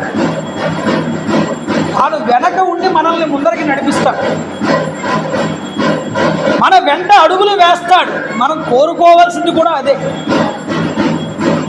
ఒక పని చేసామనుకోండి, ఆ పని మనం నిష్పక్షపాతంగా చేస్తూ ఉంటే, స్వార్థ బుద్ధి లేకుండా చేస్తూ ఉంటే అది ధర్మమైన పని అయితే దాని వెనకాల భగవంతుడు ఉండి తీరుతాడు. ఇది గుర్తుపెట్టుకో. భగవంతుడి మీద ఉన్నాయి మన దృష్టి, అన్యంగా లేదు. జ్ఞానపూరితంగా ఉంది, జ్ఞానంగా ఆలోచిస్తున్నాం. ఇలా ఉన్నప్పుడు మన వెనకాల వస్తాట భగవంతుడు. ఇప్పుడు విశ్వామిత్రుడు లోక కళ్యాణం కోసం కదా ఆలోచించింది. లోక కళ్యాణం కోసం ఆలోచించిన విశ్వామిత్రుడు రాముడు వెనకాల వస్తున్నాడు అంటే భగవంతుడు తన వెనకాల ఉంచుకుని నడుస్తున్నాడు తాను అని అర్థం. అందువల్ల మనం ఒక మంచి కార్యక్రమం చేసినప్పుడు భగవంతుడు ఎప్పుడూ మన వెనకాల ఉంటాడు. ఇది గుర్తుపెట్టుకో. మనలో ఎప్పుడూ ఆ స్వార్థ బుద్ధి రానంత వరకు, మనం చేస్తున్నది ఒక మంచి పని అని మనకు అనిపించినంత వరకు దాని వెనకాల భగవంతుడి యొక్క అనుగ్రహం ఉండి తీరుతుంది. అంతేకాదండి, ఉత్సవాలు చేస్తాం కదా మనం. ఉత్సవాలు దేనికి చేయడం?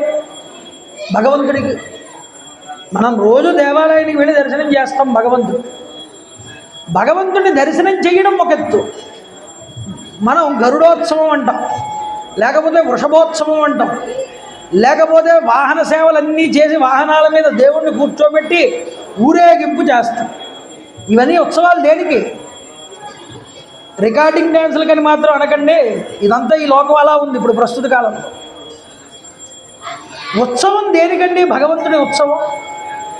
భగవంతుడితో మనం నడవడానికి, ఆయన రథాన్ని మనం పట్టుకుని లాగుతూ ఉంటే, ఆయన పలక్కీని మనం మోస్తూ ఉంటే భగవంతుడితో మనం చెప్పుకుంటా ఉంటారు, అయ్యా నీ మార్గంలో మమ్మల్ని కూడా నడిపించు అని చెప్పడం.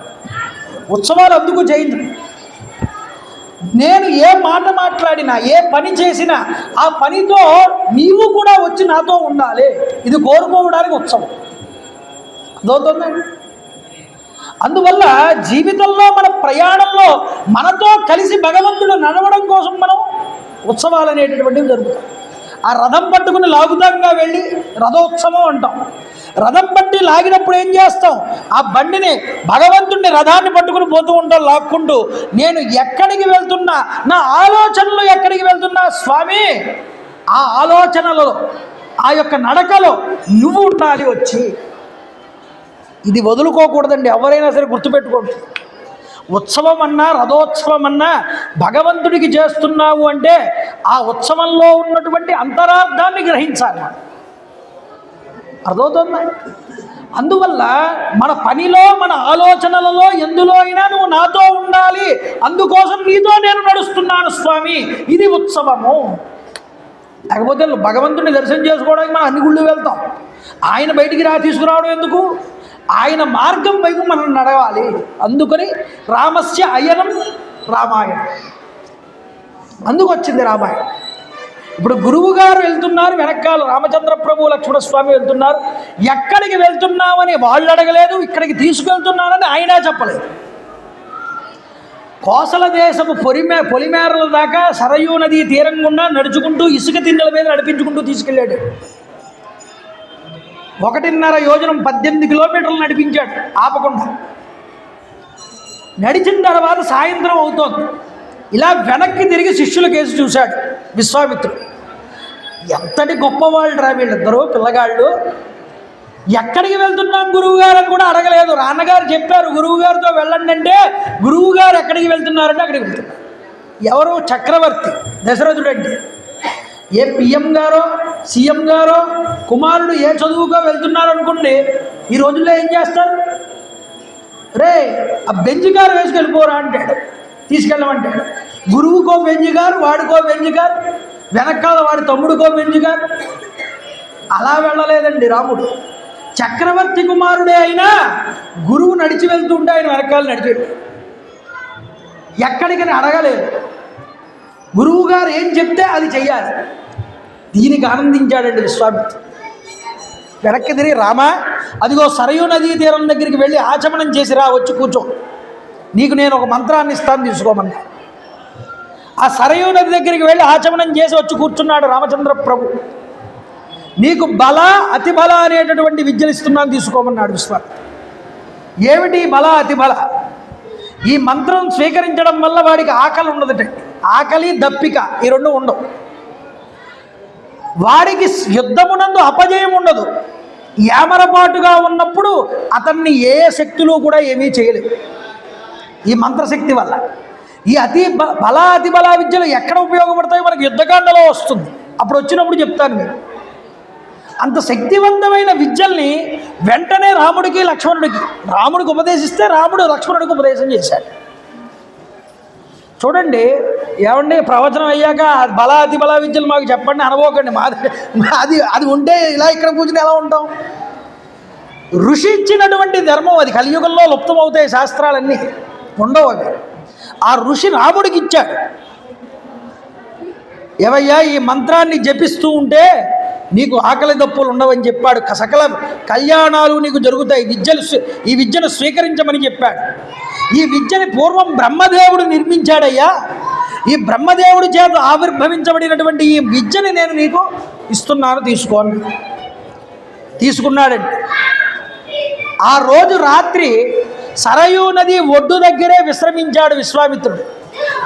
విశ్రమిస్తే గురువుగారికి పాదసేవ చేసి లక్ష్మణుడు రామచంద్ర ప్రభు అక్కడే ఇసుక తెన్ని మీద లక్ష్మణుడు తెచ్చి పాడేశాట తృణశయ్యలు. అంటే కాస్త గడ్డి, పచ్చగడ్డి ఎండుగడ్డి కలిపి కాస్త ఆకులు తెచ్చి వేసి పైన అలా పరిస్తే దాని మీద పడుకున్నారట ముగ్గురు. అంటే తృణశయ్యేన చెప్పాడు వాల్మీకి రామాయణం. తృణశయ్య మీద పడుకున్నాడు. అప్పటిదాకా తృణశయ్య అంటే ఏమిటో తెలియదు రాముడికి. పట్టు పాన్పుల మీద పడుకున్న రామచంద్ర ప్రభు ఆ తృణశయ్య మీద నిద్రపోయాడు. అయితే చూడండి ఏమంటాడు, పోనీ మామూలుగా పడుకున్నాడా అంటే హాయిగా సుఖమివస విభవం విభావరీచ, చాలా సుఖంగా నిద్రపోయారు రాముడు లక్ష్మణుడు ఇద్దరు కూడా. అలవాటు లేనటువంటి ప్రదేశానికి వెళ్తేనే మనకి నిద్ర పట్టదే. అలవాటు లేనటువంటి ప్రదేశంలో అలవాటు లేనటువంటి పడక సుఖంగా ఎలా పడుకున్నాడండి రాముడు లక్ష్మణుడు అంటేట అక్కడే చెప్తున్నారు. కుశిక సుతవచోను లాలితాభ్యాం, విశ్వామిత్రుడు చెప్పేటటువంటి మంచి మంచి కథలన్నింటినీ వింటూ ఆయన ద్వారా మంచి మంచి విషయాలు తెలుసుకుంటూ ఆహా ఎంత గొప్ప విశేషమైన కథ చెప్పారా ఆయన గురువు గారంటూ ఆనందపడుతూ నిద్రపోయారు పుస్తకం. విద్యార్థికి గురువు యందు ఎటువంటి భావం ఉండాలో ఇక్కడ చెప్తున్నారు. వాడు ఎంత గొప్పవాడైనా, గొప్పింట్లో పుట్టినవాడైనా గురువు గారి యొక్క సన్నిధిలో హాయిగా నిద్రపోవడం అనేటటువంటిది ఉన్నదే అది విద్యార్థి యొక్క లక్షణం.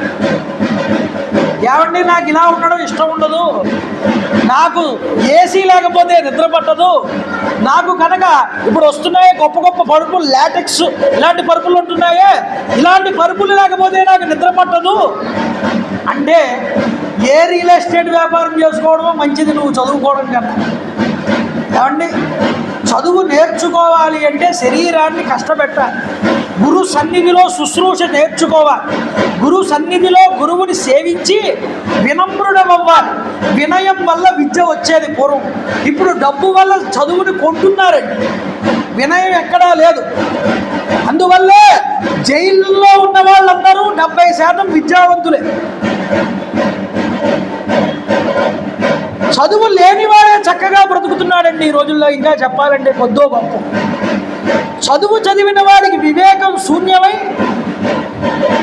గురువు అంటే భక్తి లేక, గురువు అంటే శ్రద్ధ లేక, గౌరవం లేక గురువుని ఆట వస్తువుగా చేసి గురువు యొక్క అభిమానాన్ని, గురువు యొక్క గౌరవాన్ని తగ్గించి సమాజం అనే పేరుతో, హక్కులు అనేటటువంటి పేరుతో విద్యా వ్యవస్థని నాశనం చేసుకున్న వాళ్ళు మనమే.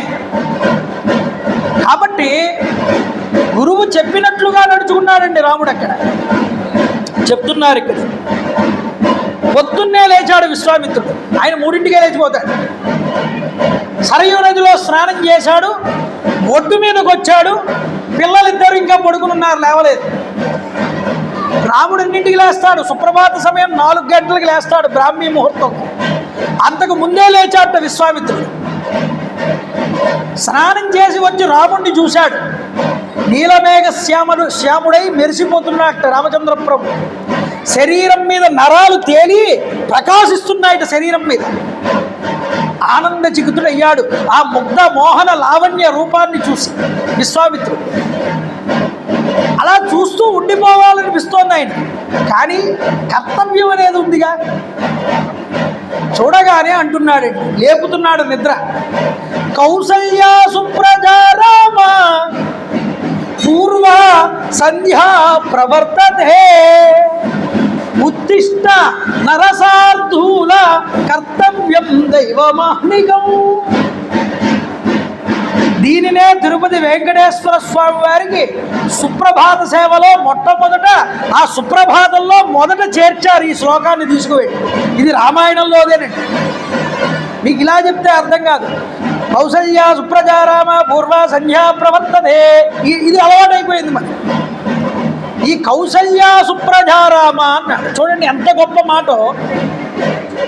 విశ్వామిత్ర మహర్షి వారికి రాముణ్ణి చూడగానే రాముణ్ణి లేపాలి అని అనిపించినప్పుడు రాముడు కనిపించలేదు. మొట్టమొదట ఆయనకి కనిపించింది కౌసల్యామాత. కొడుకులు ప్రయోజకులు అయ్యారే అనుకోండి, తల్లిదండ్రుల్ని తలుస్తారట మొట్టమొదటి. ఎవరైనా ఏ తల్లి కన్న బిడ్డోనని, ఏ తల్లిదండ్రులు కన్నారోనని. విశ్వామిత్రుడు నిజానికి కౌసల్య యొక్క నోముల పంటగా పుట్టాడుగా ఈ రాముడు. కౌసల్య సుప్రజా రాముడు కదా ఈయన. కౌసల్య ఎంత నోము నోచిందో నిజానికి. ఇంతటి మహానుభావుణ్ణి పుత్రుడిగా పొందింది కదా. కొడుకులు మంచి పేరు తెచ్చుకున్నా తెలుస్తారు, చెడ్డ పేరు తెచ్చుకున్నా తెలుస్తారండి. ఎవడి కడుపున పుట్టాడు రా వీడు అంట. అవన్నీ మన సుప్రభాతాలు అనుకోండి. మహాత్ముల సుప్రభాతాలు అవి కాదు. వాళ్ళు మహాత్ములు కాబట్టి కౌసల్యాదేవిని మొట్టమొదట తలుచుకున్నాడు. అది పక్కన పెట్టాడు. త్యాగరాజస్వామి వారు సుప్రభాతం రాశారండి. ఏమండి సుప్రభాతాలు ఎందుకు? భగవంతుడు ఏమైనా నిద్రపోతాడా? భగవంతుడిని నిద్ర లేపడం ఏమిటండి? ఇంతకన్నా అజ్ఞానం మరొకటి ఉంటుందా ఎవరికైనా?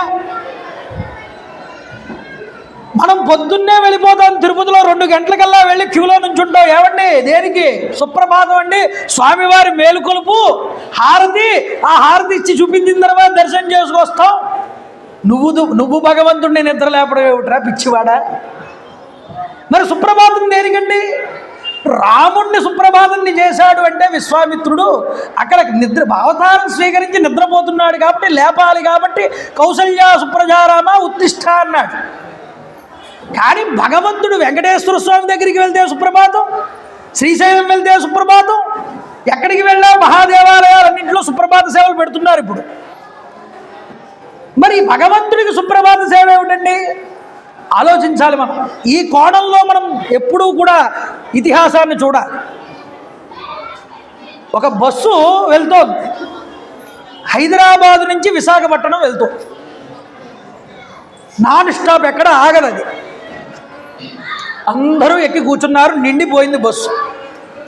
బస్సు బయలుదేరింది. ఎప్పటికి వెళ్తుంది విశాఖపట్నం? తర్వాత రోజు పొద్దున్నకి వెళ్తుంది. ఈరోజు పొద్దున్న బయలుదేరితే మధ్యాహ్నం. మరి ఎక్కిన వాడు ఏం చేస్తాడు? వాడు ఏమైనా పని చేసుకుంటాడా? కూర్చుని చేసుకోడు, పడుకుంటాడు, విశ్రమిస్తాడు. బస్సులో ఉన్న వాళ్ళందరూ కూడా ఏం చేస్తారని కాసేపు కొంతసేపు మెలకువగా ఉన్నా ఆఖరికి అందరూ నిద్రపోతారు. ఆఖరికి కండక్టర్ కూడా వీళ్ళందరినీ పడుకోమని వాడు కండక్ట్ చేస్తాడు, వాడు పడుకుంటాడు. ఒక్కడే మెలకువగా ఉంటాడండి. ఎవడు? డ్రైవర్ ఒక్కడు మెలకువగా ఉంటాడు. ఇదేమిటి వాళ్ళు పడుకుని ఉండాలి, నేను పడుకోకపోవడం ఏమిటి, ఇలా సమన్యాయం ఉండాలి అందరికీ అని నేను కాసేపు పడుకుంటానంటే నడుపుతూ. ఇంకా పడుకున్న వాళ్ళు ఎవరూ లేవక్కర్లేదు. ఏమండి? కాబట్టి భగవంతుడు అనేటటువంటి వాడు డ్రైవరు కదా, ఇదంతా నడిపేవాడు ఆయనే. ఆయనకి సుప్రభాతం ఏమిటంటే ఆయన మెలకువగా ఉంటాడు ఎప్పుడు. ఏదో నిద్ర పట్టాలంటే అలిసిపోవాలి. భగవంతుడు అలసిపోతాడా? కాబట్టి భగవంతుడికి సుప్రభాతం ఏమిట్రా అంటే భగవంతుడికి కాదుట సుప్రభాతం. మరి ఎవరికన్నారు సుప్రభాతం? హృదయంలో, నీ హృదయంలో ఉన్న దైవీ తత్వం ఉన్నదే, దైవీ శక్తి, ఆ దైవీ శక్తికి సుప్రభాతం. భగవంతుడు ఎక్కడో లేడు, నీ హృదయంలో ఉన్నాడురా నాయన.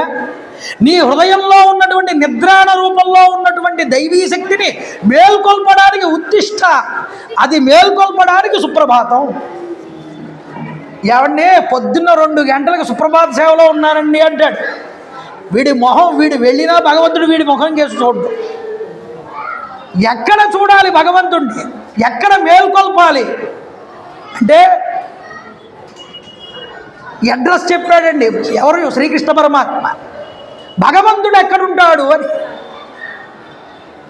భగవద్గీతలో 18వ అధ్యాయంలో మోక్ష సన్యాస యోగంలో కన్క్లూజన్ ఇచ్చాడు. ఏమని? ఈశ్వర సర్వభూతానాం హృద్దేశే అర్జున తిష్టతి భ్రామయన్ సర్వభూతాని యంత్రారూఢాని మాయయ. అర్జున, పరమేశ్వరుడి యొక్క అడ్రస్ చెప్తాను రాసుకున్నాడు కృష్ణ పరమాత్మ. ఎక్కడుంటాడు పరమేశ్వరుడు అంటే సర్వభూతానాం హృద్దేశే, ప్రతి జీవుల యొక్క హృదయాలలో పరమాత్మ ఉంటాడు. నువ్వు తిరుపతి వెళ్ళు, శ్రీశైలం వెళ్ళు, కాశీ వెళ్ళు, ఎక్కడికి వెళ్ళినా అక్కడ భగవంతుడు ఉంటాడు. కానీ అన్ని చోట్ల ఉన్న భగవంతుడు ఎక్కడున్నాడు మూలంగా అంటే నీ హృదయంలోనే ఉన్నాడు. ఇది గమనించక అవన్నీ తిరుగుతున్నావే, మరి నీ హృదయంలో ఉన్న భగవంతుడిని ఎప్పుడు గుర్తిస్తావు? ఆయన్ని ఎప్పుడు మేల్కొల్పుతావు? అది మేల్కొల్పడం సుప్రభాతం, అసలైన సుప్రభాతం. అర్థమవుతోందండి? అంటే హృదయంలోనే భగవంతుడు ఎందుకుంటాడన్నారు. హృదయంలో భగవంతుడు ఎందుకుంటాడంటే, హృదయము 4 అక్షరాల పదం. హృ ద యా ము. మొదటి అక్షరము చివరి అక్షరం తీసేయండి, హృ ము తీసేయండి, దయ అనేటటువంటి పదం ఉన్నది. అంటే హృదయంలో భగవంతుడు ఉన్నాడు అంటే హృదయంలో దయ అనేటటువంటిది ఉన్నది.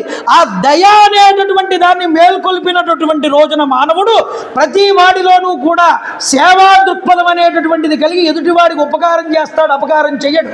ఇలా ఉపకారం చేసిన మానవుడే దైవాన్ని ప్రేరేపించి మేల్కొల్పినటువంటి వాడు. వాడు అసలైన సుప్రభాతం చేసినటువంటి వాడు కింద లెక్క. ఇది గుర్తుపెట్టుకోవాలందరూ. ఎదుటివాడి యందు సర్వభూతముల యందు దయ కలిగి ఉండడమే భగవంతుడికి సుప్రభాతం అండి. భగవత్ తత్వాన్ని మేల్కొల్పడం, ప్రతి మానవుడిలో ఉన్న దైవీ తత్వాన్ని మేల్కొల్పడమే సుప్రభాతం. భగవంతుడు ఎక్కడో ఉన్నాడు, ఆయన పడుకున్నాడు, ఆయన్ని లేపాలి, ఇది సుప్రభాతం కాదు. టికెట్ ఖర్చు వేస్ట్. ఆ భావంలో ఉంటే ఇప్పుడే చెప్తున్నాను, వివరించుకోండి. మనలో ఉన్న దైవీ తత్వాన్ని, ఎదుటివాడిలో ఉన్న సేవా దృక్పథాన్ని గుర్తించాలి. మనం దాన్ని చూసి నేర్చుకోవాలి. మనకి తెలియకపోతే నలుగురికి ఉపయోగపడేలా నడవాలి. కానీ భగవంతుడు ఏదో దైవం రూపంలో వచ్చి ఆయన మమ్మల్ని ఆదుకున్నాడండి అంటారు. అక్కడ వచ్చింది ఎవరు? భగవంతుడే వాడిని హృదయంలో నుండి ప్రేరేపించాడు దయా అనేటటువంటి రూపంలో. అక్కడ భగవంతుడు లేచాడయ్యా నిద్ర, అది సుప్రభాతం. ఇది నేర్చుకోవాలి. సుప్రభాతం అంటే అదండి. కాబట్టి కౌసల్యా సుప్రజారామ పూర్వా సంధ్యా ప్రవర్తతే. సూర్యుడు హృదయాద్రికి వస్తున్నాడు. త్యాగరాజస్వామి వారు అన్నారు సుప్రభాతం చెదుపుతూ, మేలుకో దయానిధే మేలుకో దాశరథే మిత్రోదయ వేళాయ మేలుకో దయానిధే అన్నాడు. మిత్ర అంటే సూర్యుడండి. సూర్యోదయ వేళ అయ్యింది, మిత్రోదయ వేళ అంటే సూర్యోదయ వేళ అని అర్థం.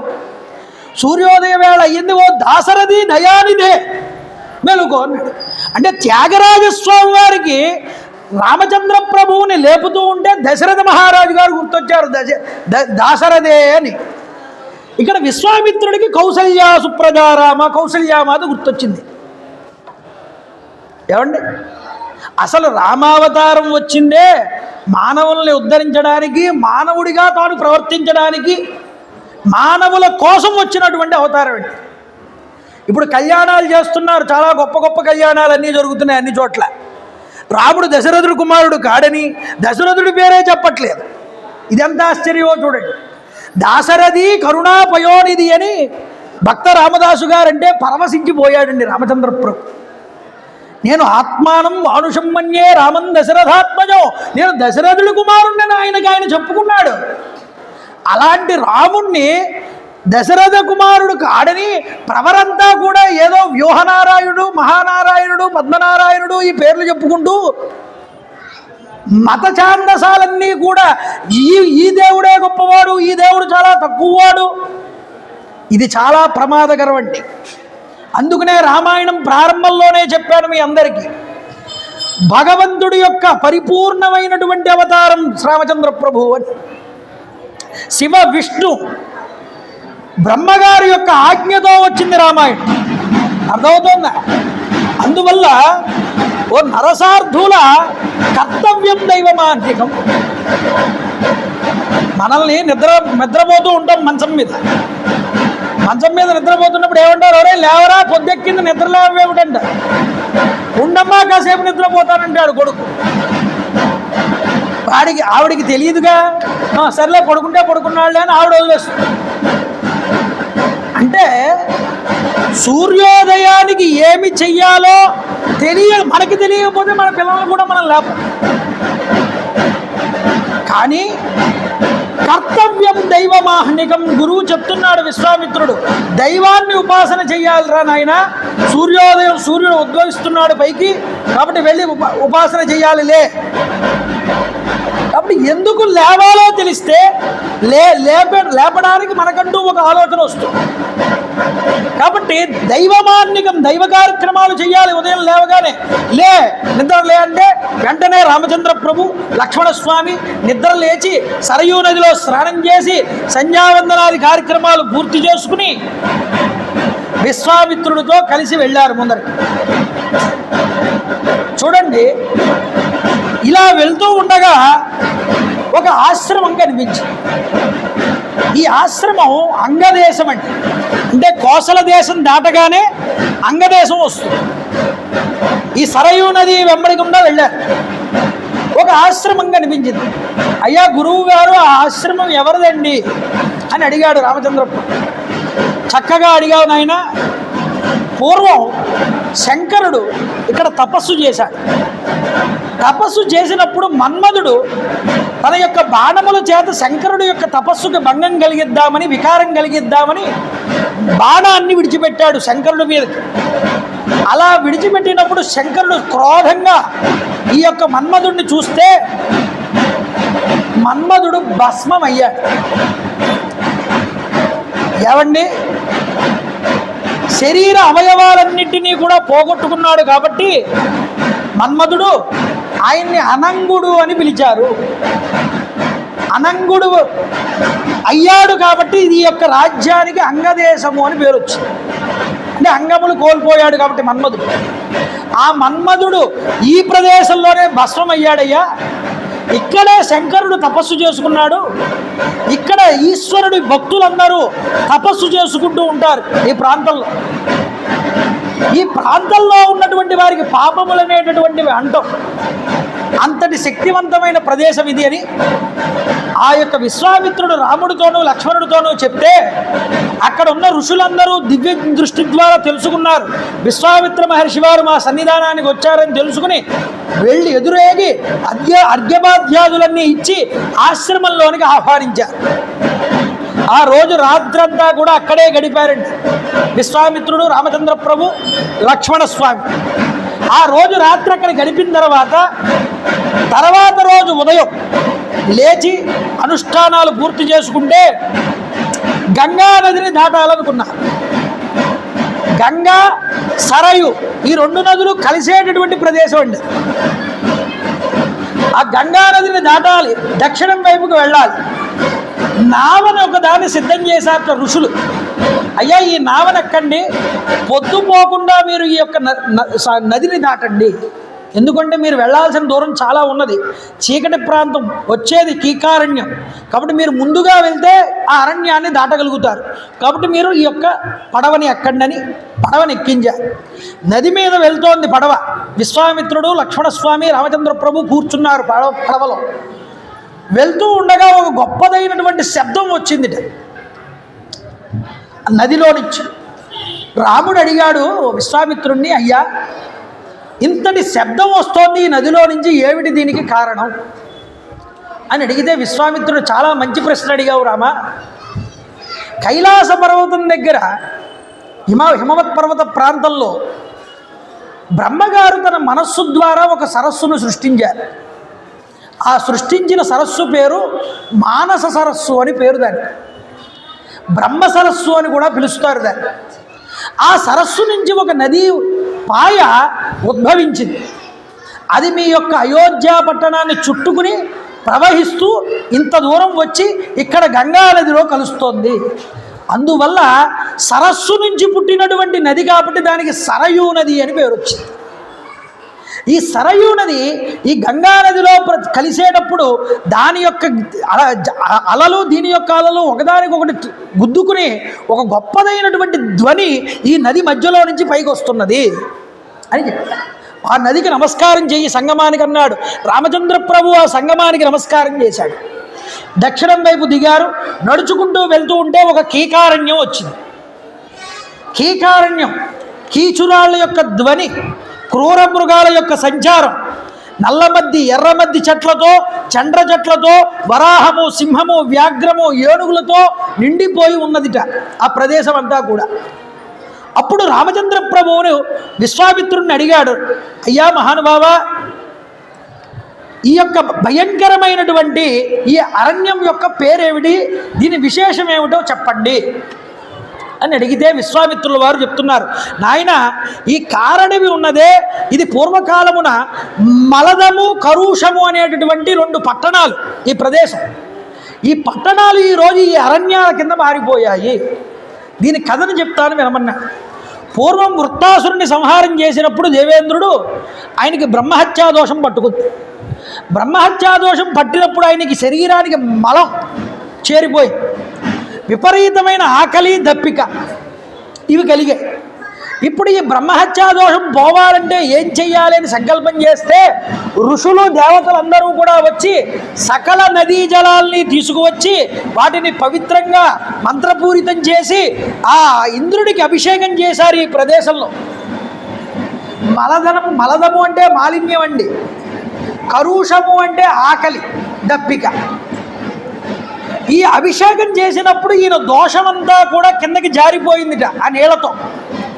ఆ జారిపోయిన దోషాన్ని ఈ భూమి పుచ్చుకుంది.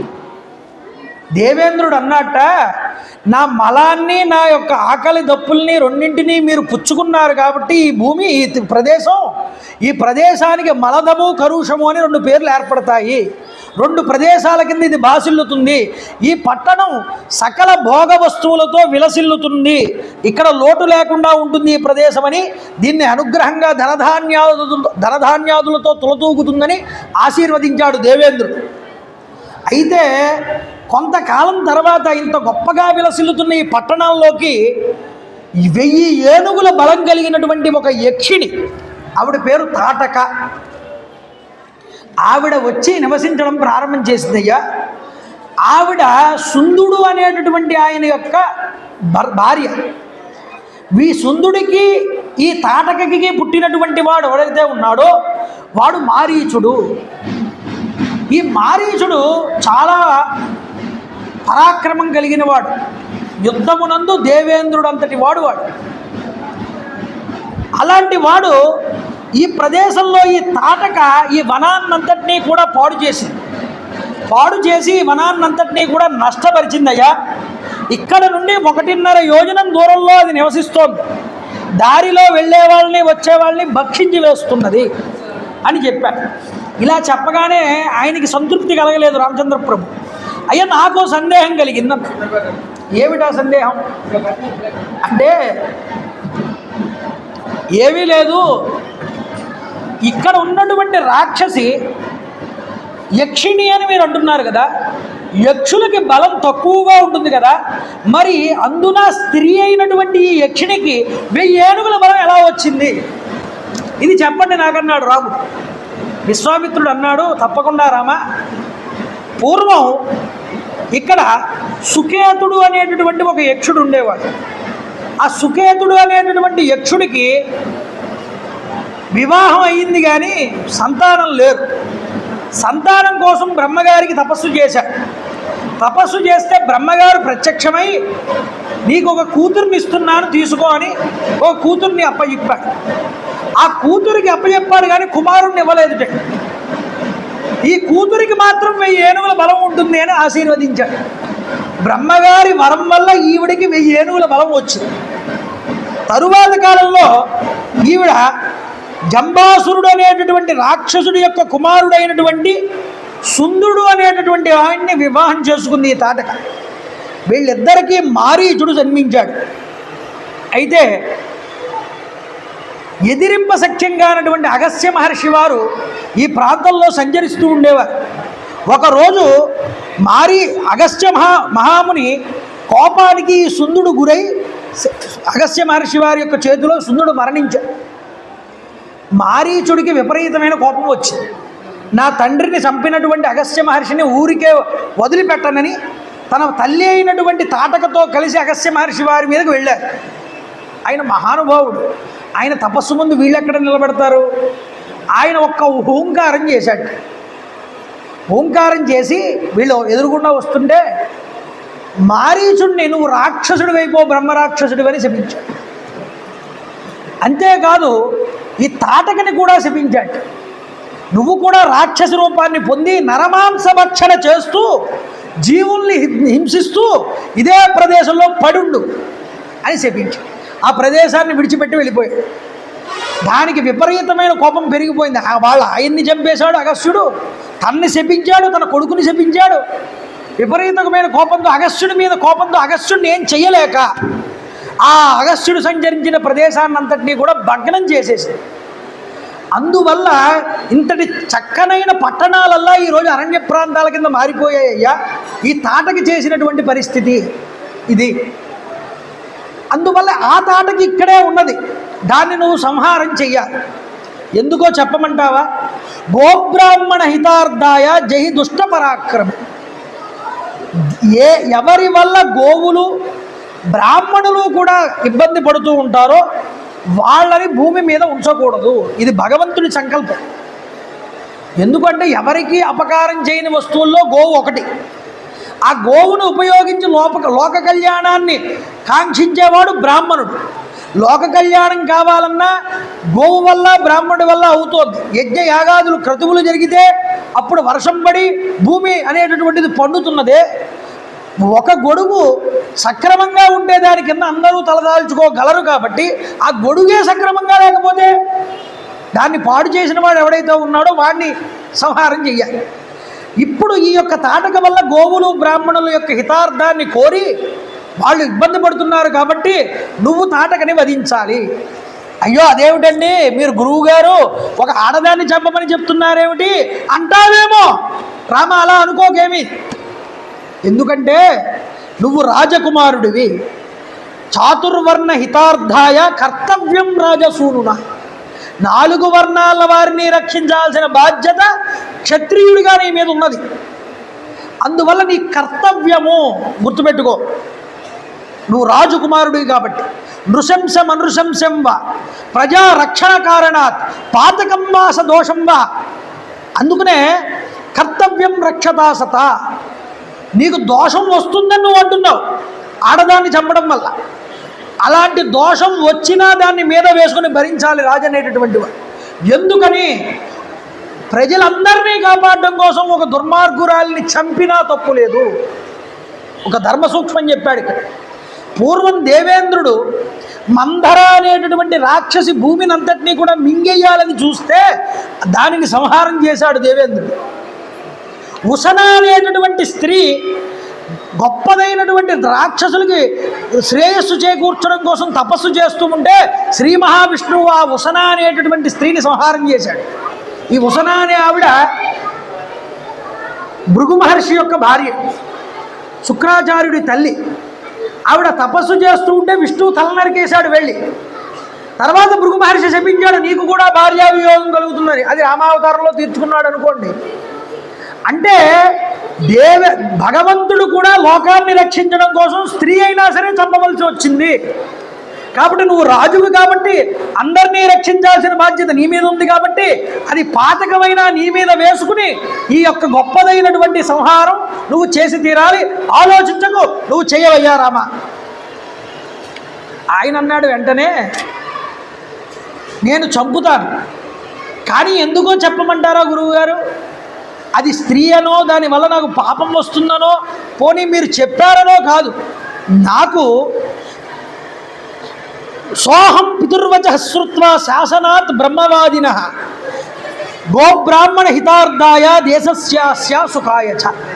మా తండ్రి గారు మీకు ఇచ్చి నన్ను పంపించినప్పుడు ఆయన ఏది చెప్తే అది చేసి నడుచుకో అలాగా అని చెప్పారు. మా నాన్నగారు చెప్పినందుకు మీరు ఏది చెప్తే అది నేను చేస్తాను. పితుర్వచన నిర్దేశాత్ పితుర్వచన గౌరవాత్. తండ్రి గారి మాట మీద గౌరవం ఉంచి మీరు చెప్పిన దానికి నేను తలాడిస్తున్నానన్నాడు. అంతేకాదు గోబ్రాహ్మణ హితార్థాయ, గోవుల్ని బ్రాహ్మణుల్ని రక్షించడానికి నేను ఈ పనికి పూనుకుంటానన్నాడు. ఒక్కసారి ధనుష్టంకారం చేశాడు. ఆ చెవిలో పడింది రాక్షసి చెవిలో ఈ ధనుష్టంకారం. చూసింది దూరం నుంచి రామలక్ష్మణులు ఇద్దరినీ కూడా. పరిగెత్తుకుంటూ రాళ్ళు రువ్వుకుంటూ వేగంగా వచ్చేస్తోంది. లక్ష్మణుడి వైపు తిరిగి అన్నాడు రాముడు, చూడవయ్యా ఎంత క్రూరంగా ఉందో ఈ రాక్షసి. దీన్ని చూస్తే ఒక సామాన్యమైనటువంటి వాడు గుండె పగిలిపోయి చచ్చిపోతాడు, అంత భయంకరంగా ఉంది. కానీ ఇది స్త్రీ కాబట్టి నేను చంపాలనుకోవట్లేదు, దీని యొక్క కాళ్ళు చేతులు నరికేసి విడిచిపెడతా, ఇక ఎవరి జోలికి వెళ్ళలేదు అని మాట్లాడుతున్నాడు. మాట్లాడుతూ ఉండే లోపే దగ్గరికంటే వచ్చేసింది. దగ్గరికి వచ్చి రాళ్ల వర్షం కురిపించింది. రాముడు చాకచక్యంగా రాళ్లన్నింటినీ పక్కకి తప్పిస్తున్నాడు. తప్పిస్తూ ఉంటే దుమ్ము చెలరేగింది. ఆ దుమ్ము నుంచి కూడా తప్పించుకుంటున్నాడు, కనిపించట్లేదు అవతల. అయితే ఉపేక్షిస్తున్నాడు రామచంద్ర ప్రభు, స్త్రీ కదా అని. ఇక ఉపేక్షించవద్దు రామా, ఇప్పటికే దీన్ని ఉపేక్షించింది చాలు, నువ్వు సాయం సంధ్యాసమయం అవుతోంది, సూర్యుడు అస్తమిస్తున్నాడయ్యా. సంధ్యాసమయం అయితే రాక్షసులకి విపరీతమైనటువంటి శక్తులు పెరిగిపోతాయి, ఇక ఆలోచించకుండా దీన్ని సంహారం చేయి. అప్పుడు రామచంద్ర ప్రభు తన బాణంతో దాని పాదాలని నరికేశాటే, కింద పడిపోయింది. అయినా డేక్కుంటూ వచ్చేస్తోంది రాముడి మీద. లక్ష్మణుడు పరిగెత్తుకుంటూ వెళ్ళి చేతులు నరికేశాట, ముక్కు చెవులు నరికేశాట. మొదటి ముక్కు చెవులు నరకడం ఇక్కడే లక్ష్మణుడు తాటకి.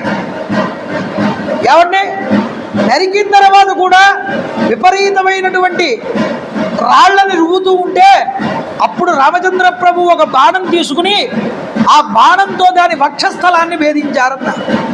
వెంటనే అంత తాటకి కూడా పెద్ద కేక వేసి అక్కడే పడిపోయింది. రమణ గోవింద గోవింద. తాటకా సంహారం. దేవతలందరూ ఆకాశంలో కనబడ్డారు. ఎవరికి? విశ్వామిత్రుడు. ఆనంద జిగుతులయ్యారు. తాటకీ సంహారం అనేటటువంటిది జరిగింది, మాకింకా ఆనందమే ఆనందం అన్నారు. ఏవయ్యా, రాముడికి బల అతిబల అనేటటువంటి విద్యలు నేర్పో, నీ దగ్గర చాలా శస్త్రాస్త్ర సంపద ఉన్నది, ఈ రాముడి వల్ల భవిష్యత్తులో చాలా ఒక గొప్ప కార్యం జరగవలసి ఉన్నది, కాబట్టి నీ దగ్గర ఉన్నటువంటి అస్త్ర సంపదనంతటినీ ఆ రాముడికి ఇవ్వవయ్యా అని దేవతలందరూ విశ్వామిత్రుడిని ప్రార్థన చేశారట. ఆయన యోగ దృష్టితో చూశాడు దేవతలు పలికిన మాటలన్నింటినీ.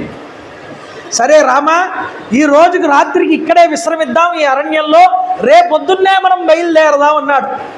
అలాగేనని ఆ రోజు రాత్రి అక్కడే పడక ఏర్పాటు చేసుకుని ఆ అరణ్యంలోనే హాయిగా నిద్రపోయారు రాత్రి రాముడు, లక్ష్మణుడు, ఆ యొక్క విశ్వామిత్రుడు. ఉదయం అయ్యింది, లేచారు, అనుష్ఠానాలు పూర్తి చేసుకున్నారు. బయలుదేరుతూ వెళ్తూ ఉండగా ఆ యొక్క రామచంద్ర ప్రభువుని దగ్గరికి పిలిచిన, ఆయన రామ ఆచమనం చేయవయ్యా, నీకు నేను కొన్ని అస్త్ర సంపదలను ఇస్తున్నాను, స్వీకరించమన్నా. చూడండి ఎలాంటి అస్త్ర సంపద ఇచ్చాట, గొప్ప గొప్ప అస్త్రాలన్నింటినీ ఇచ్చాడు. అంతేకాదు ఈ అస్త్రాల వల్ల నీకేమిటి లాభం అంటే, దేవతలు, అసురులు, గంధర్వులు, నాగులు మొదలైన వారెవ్వరూ కూడా ఈ అస్త్రాలకి ముందు నిలబడలేరు, నీకు వశమైపోతారు. అంత శక్తివంతమైన అస్త్రాలు ఇవి, నేను మహేశ్వర ప్రసాదంగా స్వీకరించాను, కాబట్టి ఇవి నువ్వు తీసుకో. ఏమేమి ఇచ్చాడు? దండచక్రం, ధర్మచక్రం, కాలచక్రం, తీక్ష్ణమైనటువంటి విష్ణు చక్రం, ఐంద్రాస్త్రం మొదలైనవి ఇచ్చాడు. బ్రహ్మ శిరోనామకాస్త్రం ఇచ్చాడు, బ్రహ్మాస్త్రం ఇచ్చాడు, మహాశూలాన్ని ఇచ్చాడు, మోదకి అనేటటువంటి గదనిచ్చాడు, శిఖరి అనేటటువంటి గదనిచ్చాడు.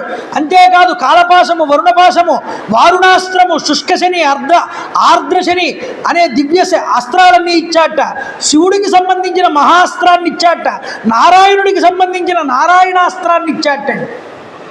ఈ అస్త్రదేవతలందరూ కూడా ఒక రూపాన్ని పొంది మనుష్యాకృతిని, అయ్యా ఇవన్నీ కూడా విశ్వామిత్రుడు మీకు అందజేశాడు, మా కర్తవ్యం ఏమిటో చెప్పండి నేను అడిగారు రామచంద్ర ప్రభువుని. ఒక రూపంలోకి మారి, మీరెప్పుడూ నా దృష్టి పదమునందు ఉంటూ ఉండండి, నేను పిలిచినప్పుడు నా యందు ప్రత్యక్షం అవ్వండి అని వాళ్ళందరినీ అనుగ్రహించి పంపింది.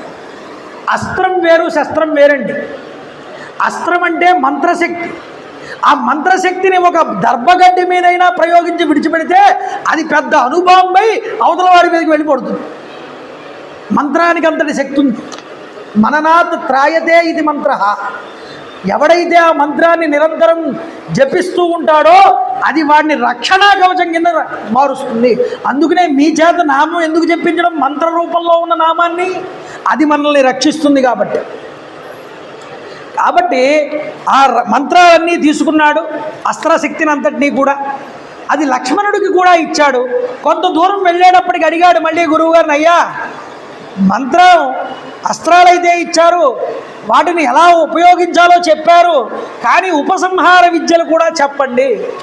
ఎంతటి కఠినమైన వాడైనా దాన్ని మళ్ళీ తగ్గించగలిగే శక్తి లేకపోతే లోకాలన్నీ పాడైపోతాయి.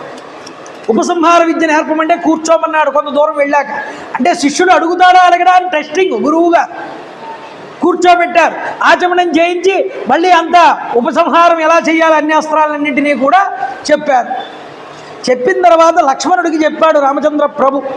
ఆ అస్త్ర విద్యలన్నింటినీ స్వీకరించిన రాముడు లక్ష్మణుడు ఆ యొక్క విశ్వామిత్ర మహర్షితో సిద్ధాశ్రమానికి చేరుకున్నారు. అక్కడే జరుగుతోంది యాగం. ఏ విధంగా సిద్ధాశ్రమానికి చేరుకున్నారో, మారీచ సుబాహుల్ని ఎలా సంహారం చేశారో, అసలు సిద్ధాశ్రమం అనే పేరు ఆ యొక్క ఆశ్రమానికి ఎందుకు వచ్చిందో, ఈ విషయాలన్నింటితో పాటుగా గాది యొక్క వృత్తాంతాన్ని కూడా రేపొద్దున మనం చెప్పుకునేటటువంటి విశ్వామిత్రుడి యొక్క జన్మ వృత్తాంతం ఎలా జరిగింది అన్న విశేషాలని కూడా మనం రేపు చెప్పుకునేటటువంటి ప్రయత్నం చేద్దాం. మంగళాశాసనపరై పదాచార్య పురోగమై సర్వైశ్చ పూర్వైరాచార్యై సకృతాయాస్తు మంగళం. కాళే వర్షతు పర్జన్య పృథివీ సత్యశాలిని. జై గురుదేవ దత్త. రేపు సాయంత్రం 6:45 ప్రారంభం చేస్తానండి. అక్కడే ప్రారంభం చేస్తాం. రేపేమీ కార్యక్రమాలు ఏమీ లేవు, అక్కడే చేసుకోవచ్చు. రేపు 6:45 అందరూ ఉండండి. చెప్తాను నేను, మీరందరూ కూడా చెప్పండి. శ్రీరామ జయ రామ జయ జయ రామ, శ్రీరామ జయ రామ జయ జయ రామ, శ్రీరామ జయ రామ జయ జయ రామ, జయ రామ శివరామ గురు రామ జయ రామ, జయ రామ శివరామ గురు రామ జయ రామ, జయ రామ శివరామ గురు రామ జయ రామ, జయ రామ శివరామ గురు రామ జయ రామ,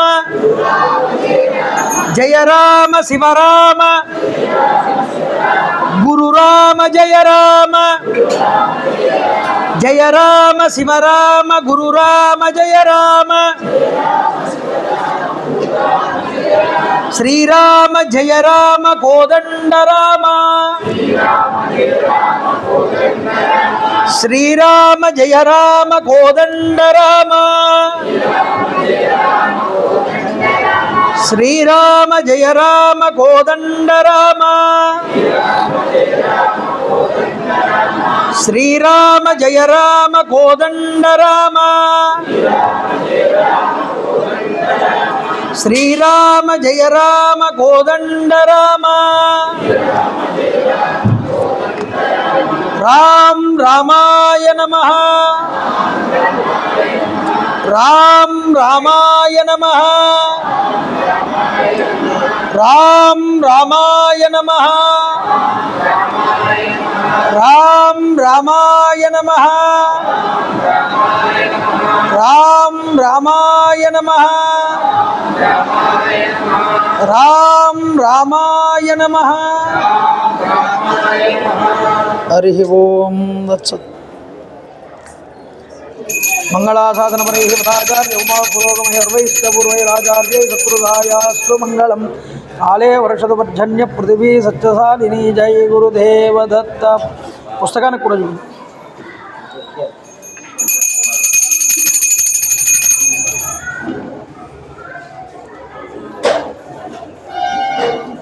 గోవింద గోవింద గోవింద. హర నమ పార్వతీపదే. హర హర మహాదేవ.